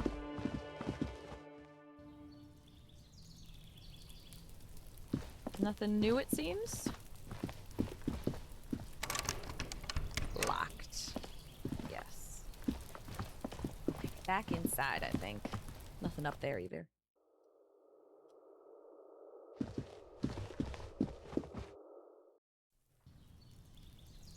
Okie dokie.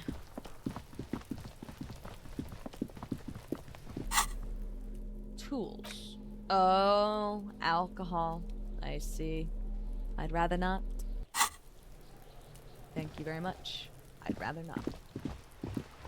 I care too much about Harry's mental well-being to give him.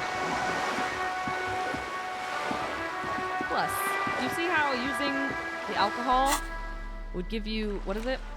-1 to morale? That doesn't feel worth it.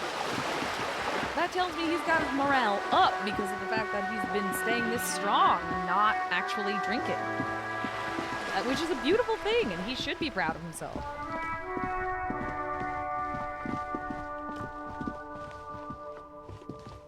Didn't I already look at these? Probably. The tracks are as they have ever been. Ooh. A bit more worn, perhaps. Fortunately, the street sweeper still hasn't noticed their presence. Okay. Man, I wish I could get in here, but clearly I cannot. That sucks ass. Okay, why don't we go inside the whirling again?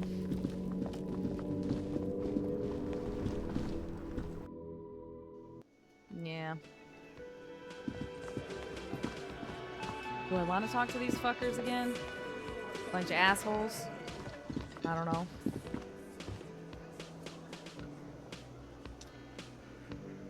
Let's talk to her, maybe. I've got nothing to say to you. Okay then, bye. Frick off then. Okay, hang on a sec. Fucking godly. There is no way that we can successfully make that check. I'm sure. I'm absolutely sure. I really want another point in empathy so that I can talk to Kuno again. Ah! Frickin' horrible scrolling thing. Holy shit, dude. Okay, whatever, I guess. Oh, man. That perception on the ice fridge. We should probably go maybe interact with the corpse again, right? That might bring us something new. Well, maybe, maybe not, but it's worth trying.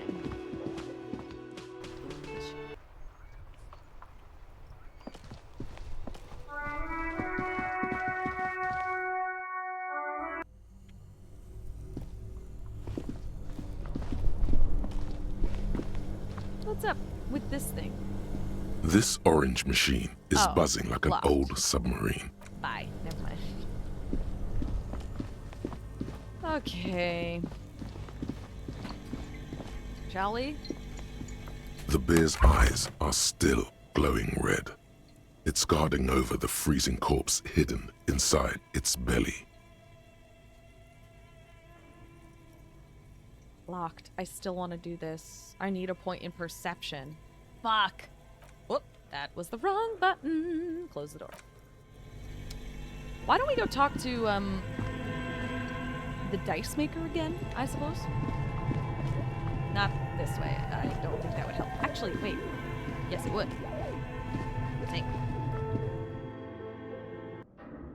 Oh, fuck. Flashlight! Thank goodness. Okay.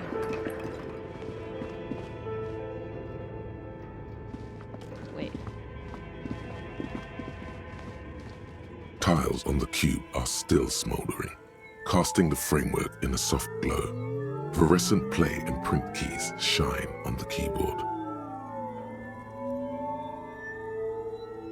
Press play again? The speaker comes to life. Static seeps through the machine's playing a magnetic driver. An old lady greets you. Her voice sounds 100 years old. Good morning, Fortress. Please repeat. Is this the production schedule? What are you, a machine, or are you alive? I mean, this picture looks pretty alive. I don't know the password.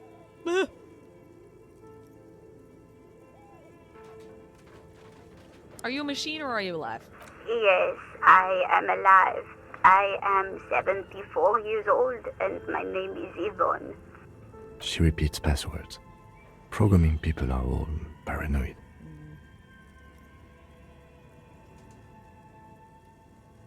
Yvonne, my partner, tells me that you're here because radio computer guys are all paranoid. Okay, but where are you? How did you know where I am?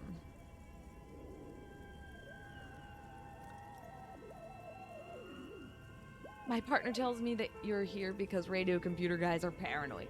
They are merely cautious. It's my job to protect their filaments as a password repeater at the East Insulindian Station. Okay, but where are you? How did you know where I am? I work as a repeater at the East Insulindian Repeater Station. It's my job to know where you are, Fortress Accident. As for me, well, I am sitting in my cubicle, surrounded by a wall of radios. On an island on the river Esperance, a small woman, all skin and bones, sits in a room filled with audio equipment. Thousands of tiny lights are reflected back from her prescription lenses, like stars in the dark. It's a beautiful image. Doesn't it get lonely, sitting there all by herself? Aww. Doesn't it get lonely doing this job? Lonely?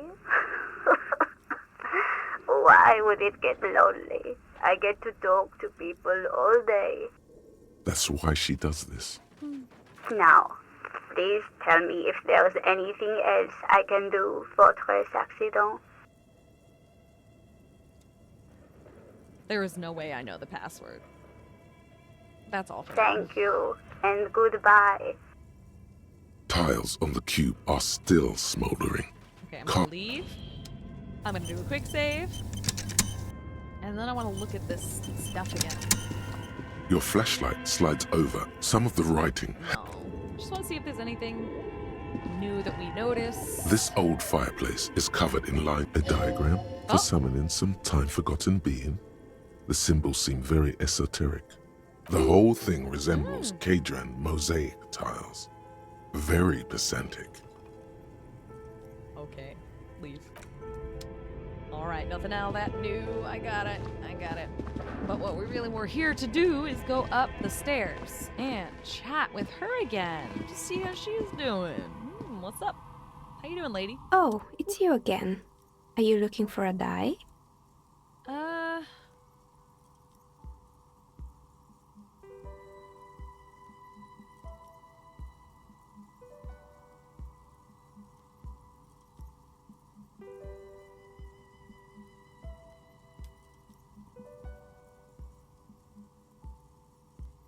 I guess I don't know if I want to talk to her now that I see that there's nothing actually new. I could order a die from her, but I don't really know why I would. When I'm saving money for my rent or whatever. We already bought a book about cockatoos today, like a lunatic. Actually, yeah, I'm gonna do it. I'd like to order a die from you. Of course. Tell me what you have in mind. She nods. This is what she's here for. Do you know the "we're all untethered" setting? I want to die for that. Do you have any cursed die? Tell me about your most extraordinary die. I'm sorry, I don't actually know what I want. Just a normal die? Something to help with my work. Tell me about your most extraordinary die. A star that fell from the firmament? Those cost more than 7 real. Are you sure? Wow. Yes, I'm a star myself. A superstar. And superstars don't care about money. That is a wild thing to say. I don't want to tell her that it's not worth it. Alright, maybe some other die But then. I did. Yes, I'm looking for something to help with work. I have no idea what would do that, but... I think I have just the right one for you. She opens the top drawer of her work desk and takes something out. 2 polyhedrons, red and blue, are cradled in her palm. Police colors. Because I'm a police officer, right? Not the most original, I know. But sometimes the obvious choice is obvious because it's best. That's sweet. Here, catch. They're a gift from me. She tosses you the dice. That's sweet. This is gonna suck, but let's fucking do it. It's a red check that can't be retried, of course. She's throwing something at us once. I'll try it. Oh! Mr. Smooth moves. You snatch the dice out of the air with one hand, just like you're in a movie. Nice. Wink or say nothing. Act like you've done this 1,000 times.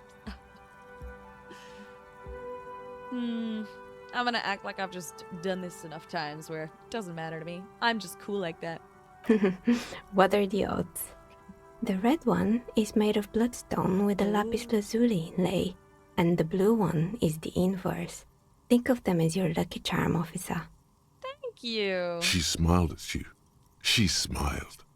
You truly are Mr. Smooth Moves. You definitely need luck in Martinez. Was there anything else? I guess not. Not right now, anyway. Leave. Okay. Thanks for the die, friend. Thank you. Oh, the map has updated. Why has it updated? Oh my god. Calm. Cargo container door has updated? Why? Because of rhetoric? I guess because of rhetoric. Okay. Sure. That's fine then. Let's see. Items.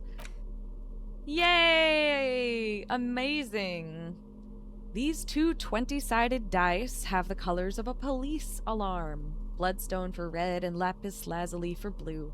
If you roll them and squint your eyes, it looks like you're arriving on the scene and it's raining. Note, look at the map tab in journal. Oh, to see which white checks have opened. You saying the dice open those checks? Ah. Okay, cargo container door. Don't mind if I do. It updated even though it says impossible. I think I know where we're going next though. I need to find out what's up with that door. Alright, let's get out of here now. Yeah.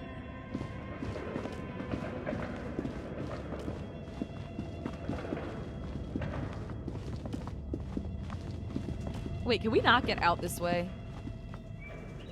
Wait. We can't do this physical instrument one, right?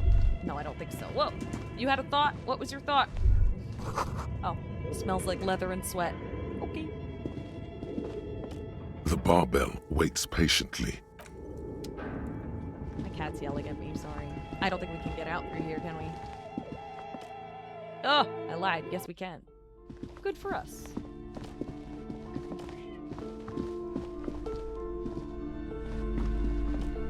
Why are you yelling at me, little girl? Why?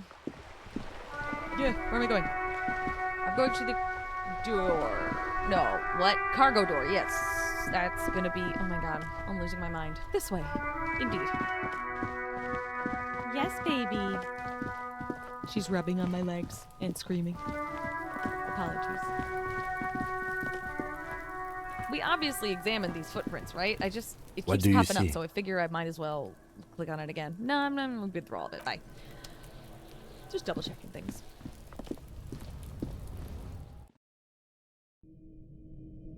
Okay. Up we go.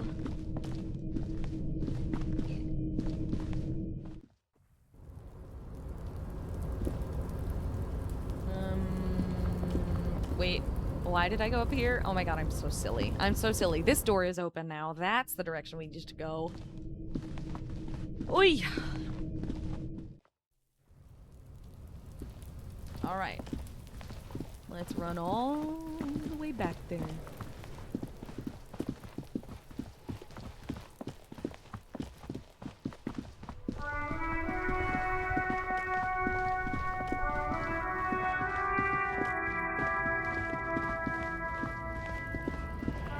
Fuck that guy. Ah, can't get past the crowd.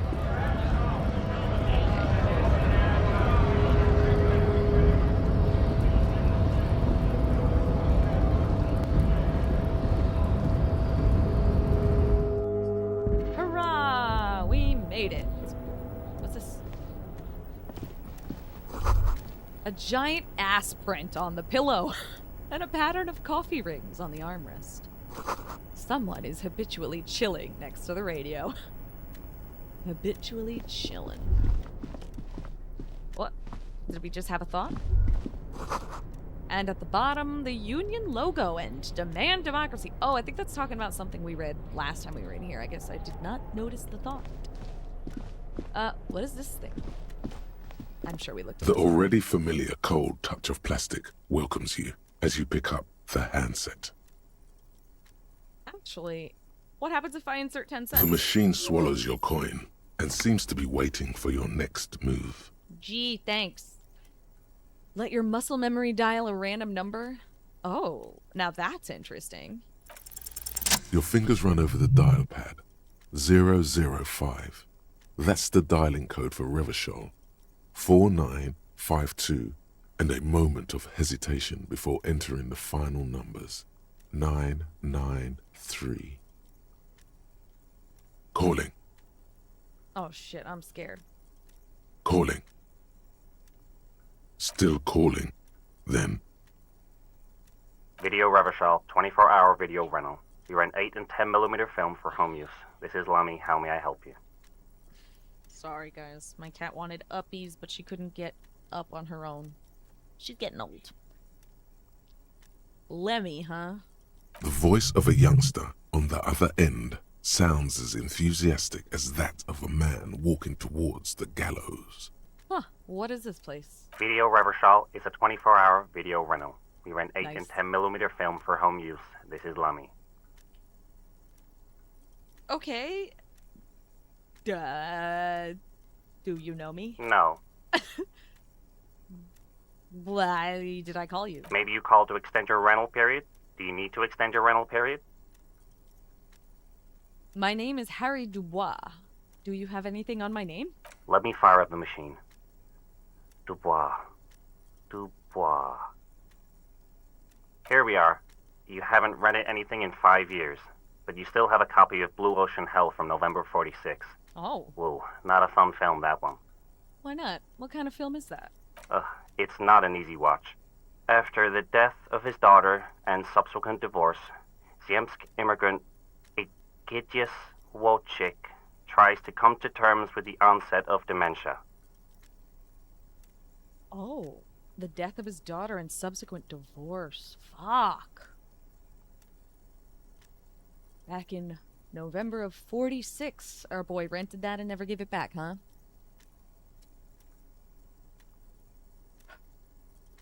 I wonder if he hung on to it because it touched something very personal to him. The divorce situation. Maybe there's a death of his own child, too. I don't know. Obviously, he doesn't know. The onset of dementia, though. Now, that's interesting, because here we are with no memory. Very interesting. No wonder no one's been missing it. Still, it would be great if you could return it to us. We're on the corner of Voyager and Main. On the corner of Voyager and Main, a large neon sign hangs on the side of a building. Video Reversal, 24 hours. It's raining and there is almost no traffic on the street. A woman's footprints in the mud lead away from the front door. Tiny heels tiptoeing down the road. Beautiful steps, light-footed with a lifetime ahead of them. You look up and the air seems to grow darker. Oh no. Oh no. It's raining. There's a woman's footprints. And then tiny heels tiptoeing. That does not sound like a woman's footprints. That sounds like a child. And it could have been a woman. Some people have very tiny feet, right? But beautiful steps, light-footed with a lifetime ahead of them. Oh god, I'm so fucking scared now that he doesn't just have an ex-something and something that seems like a divorce. That one, at least, we seem to be getting some kind of vague, hazy picture of the fact that there was some kind of divorce in his past. But it also sounds like there was maybe a death. Potentially. But we don't know anything about it. But this is gutting me. God, I hope he hasn't lost a child. That is... Well, I can't even imagine, but probably one of the worst things a human could go through, I think. Suddenly, you feel like you don't want to hear about video rentals anymore. You don't want to hear about any of it. It was all shit. It's over. It was all shit. What was all shit? It. Thanks, Inland Empire. Thanks. Kim, I feel sad about Video Revichal 24 hours. That's enough for you today. Let's conclude this call. Okay, we're done here. Hangs up the phone.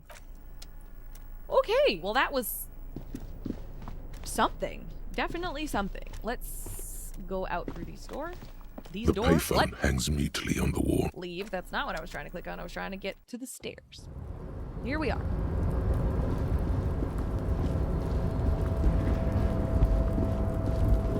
This took us to that office. That's right. No. We gotta get to that cargo thing because I want to know what the fuck has changed. What? I thought Kvalsund means whale fjord in art. Okay. That whole sentence felt very foreign in my mouth.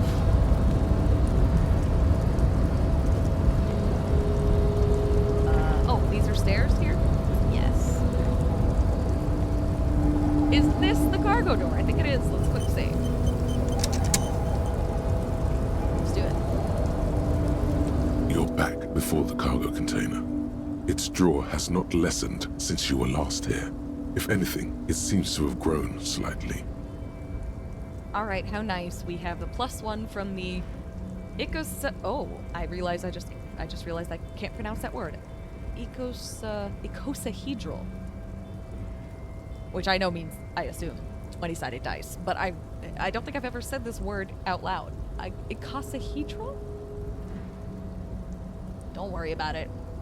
Laugh at me if I'm wrong, that's fine. Or just kindly correct me in the comments, because I am simply curious. How do you pronounce that word? This is a white check. That is such a low chance. I don't think it's worth it. But I'm gonna do it because it's a white check. I'm gonna do it. And of course, as it's always been, it's impossible to open a container with the rhetoric. Maybe you're losing your mind. Leave. Womp womp. We tried. We certainly did try. Also, why do I still have my flashlight out when I don't need it? Whoops.